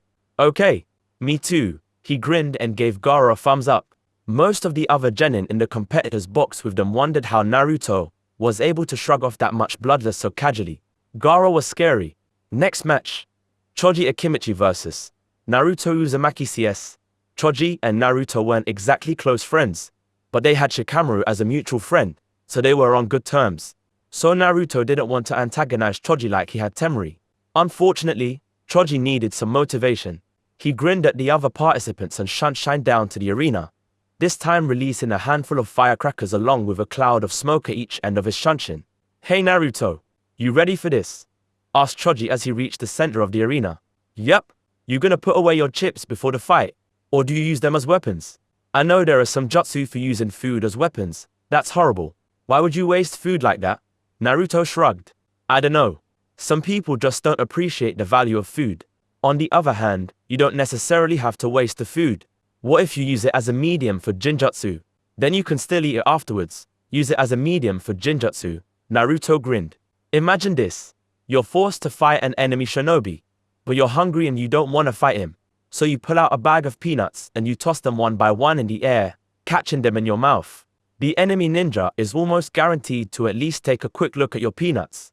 That's when you channel your chakra through your peanuts and sneakily cast a jinjutsu on him. You finish your food while he's distracted by your jinjutsu, and then you pound him. Choji was practically mesmerized by this idea. In fact, half the ninja in the audience were wondering if it was feasible, including the Proctor Genma. "Hey Asuma-sensei," shouted Choji, turning to look up at the stands. "Can you teach me some jinjutsu?" Asuma called back. "We'll talk about it after you win your match." Then he turned to Kyuni and whispered, "Is that actually possible?" Kyuni smiled. "Definitely possible. It will not be easy, though help," Kyuni chuckled. Asuma wasn't that great at jinjutsu. Sure, he could detect and dispel it quite well, but he only knew a couple of C-ranked illusions. "Start thinking about how you're going to pay for it." Kakashi overheard this and started giggling pervertedly, prompting Kyuni to blast him with her killing intent. Down in the arena, Choji's ass practically lit on fire. He appended his bag of chips over his mouth and quickly chomped down the remainder. Then he tucked the bag in his pocket and pounded his fists together. "Start the match," Naruto grinned. He hadn't even needed to prompt Choji to finish the fight first. Asuma had done that for him. Unfortunately, their match was still somewhat boring. Choji used his human bullet tank move, turning into a big rolling ball of destruction, and revealed that he had learned to do a partial expansion version of the Akimichi clan's body expansion technique, expanding only his arm and using the speed of the expansion to strike faster as well as harder. Naruto easily dodged most of Choji's moves. At one point, he raised his arms and blocked, allowing himself to be sent flying by a horizontal swipe by Choji's massive arm, just to show how strong Choji really was. Due to chakra enhancement, Naruto wasn't hurt, though, and landed on his feet. Eventually, he created some space with a koirimi and decided to start using earth jutsu. He fired some basic rock projectiles, which Choji managed to evade, put up a few basic earth walls to defend himself, which Choji smashed through with his human bullet tank, and eventually caught Choji in a pit trap behind it, wall, and released knockout gas into the pit with a funjutsu tag. Choji didn't manage to get out of the pit before he breathed in the gas and passed out. Apparently, he still required hand seals for koirimi. So that was the end of the fight. CS. The next match was Lee versus Gaara. It was Lee's relentless, fast-paced, and high-powered taijutsu against Gaara's incredible sand defenses. Lee opened 5 of the 8 gates. His speed was incredible. Gaara won by using a sand clone to avoid getting hurt when Lee managed to bypass his ultimate defense. When Lee ran out of steam due to his use of the gates and wanted to keep fighting, Naruto interfered. He shunshined down to the arena, on normal smoke shunshin, and put a hand on Lee's shoulder. "That's enough, Lee," Naruto said. "Lee, I must continue." Gaara, for some reason, stopped attacking when Naruto appeared and clutched his head. "You cannot win," said Naruto. "Do not risk your ninja career for this one fight." "He's mine now." "All right," said Lee, breathing painfully. He relaxed. "If anyone can do it, you can, my eternal rival." And with that, Lee dozed off, the act of relaxing after putting his body through such strain enough to knock him out. There was silence for a moment. "What?" shouted Tenten from the stands above. "You're the secret eternal rival he keeps talking about. The one he's never beaten in taijutsu." Naruto groaned and facepalmed. It was supposed to be a secret CS. How to be a ninja be Minao Namake's Chapter 9. Basic skill. Mastering your jutsu, and inventing alternate uses. Yes, basic techniques are usually the most important and dangerous ones. This popular piece of wisdom has not completely bypassed the ninja world. The academy still teaches some of the most useful E-ranked jutsu, as well as the most basic taijutsu and ninja weaponry. However, nobody seems to apply this to their ninjutsu training. Section R. Truly mastering your jutsu. First of all, you really need to truly understand the jutsu, how it works and why it works, in order to master it. In my experience, most ninjutsu users don't really know how their techniques work. They just perform the hand seals, channel chakra into the right places, and fire it off. They eventually learn to become more efficient at performing their jutsu by rote and by muscle memory, not by really knowing what chakra patterns they need to produce and using chakra control to do them correctly. In fact, many instruction scrolls don't even include this level of detail. Do it properly. If you can't find really good instructions on how a jutsu works, experiment by executing the jutsu slowly and with the full set of hand seals, feeling the chakra flows and figuring out what the final chakra pattern is before it is fired. Learn what parts are important and where you're wasting chakra. It's tedious and necessary, and like all such tasks, you can delegate it to shadow clones. Second, speed is important. Yes, enough to use all caps. If you can get your lethal jutsu off before your opponent gets theirs off, you win. The faster you can fire off your jutsu, the more you can use in a short period of time. If you can release a technique at a moment's notice, then you can avoid giving your enemy time to counter it. Many ninja consider a jutsu mastered when they can perform it flawlessly without any risk of the technique failing or backfiring on them. In reality, that should be the standard for barely proficient. You have only truly mastered a jutsu when you can perform it without any hand seals, silently, and instantly using purely chakra control. Unfortunately, even with shadow clones getting to this level of mastery is difficult, so choose the techniques you want to master carefully. Section B. Inventing alternate uses for your jutsu. Let's talk about Kurumi no Jutsu, replacement technique. The basic theory that everyone learns in the academy is that you reach out with your chakra, using hand seals to focus, and swap places with an object of your choice. Bleg, boring, right? Yeah, right. The advanced theory is that you reach out with your chakra to an object, or part of an object. Open a goddamn fucking wormhole in space. Then you and the object are both pass through the wormhole without colliding with each other. Yes, you read that correctly. We teach academy students how to tear a freaking hole in the fabric of our universe, and in the process technically travel faster than light. When it's over, the brains of observers are unable to keep up with the instantaneous change, and their minds construct what is colloquially known as an afterimage. So it appears to them that the user of the jutsu is still there for a second or two longer. Whoever classified this as any ranked technique is either an unmitigated idiot with no clue what he was looking at, or an absolute genius and an unparalleled student of human nature who realized that no one would ever take a second look at a jutsu with such an insignificant ranking. The unmitigated idiot option is most likely the correct one, because not only did I take a second look, but I later found out that the Naruto Hokage did as well. Both of us decided to use the principles and make some improvements. I'm proud to say that my version of the Hirashin is better than his. Yes, Hirashin, the super speed, S-rank teleportation jutsu is really just a funjutsu version of the Kurumi, allowing you to execute it far faster and without the need to swap places with another object. Being funjutsu, it of course trumps even a fully mastered ninjutsu version, because it still takes a bit of time for you to mold that chakra, while funjutsu does it instantly because it's already molded by the seal design. That's the extent of Tobirama Senju's version. Mine also allows me to create wormholes and teleport other objects to and from myself.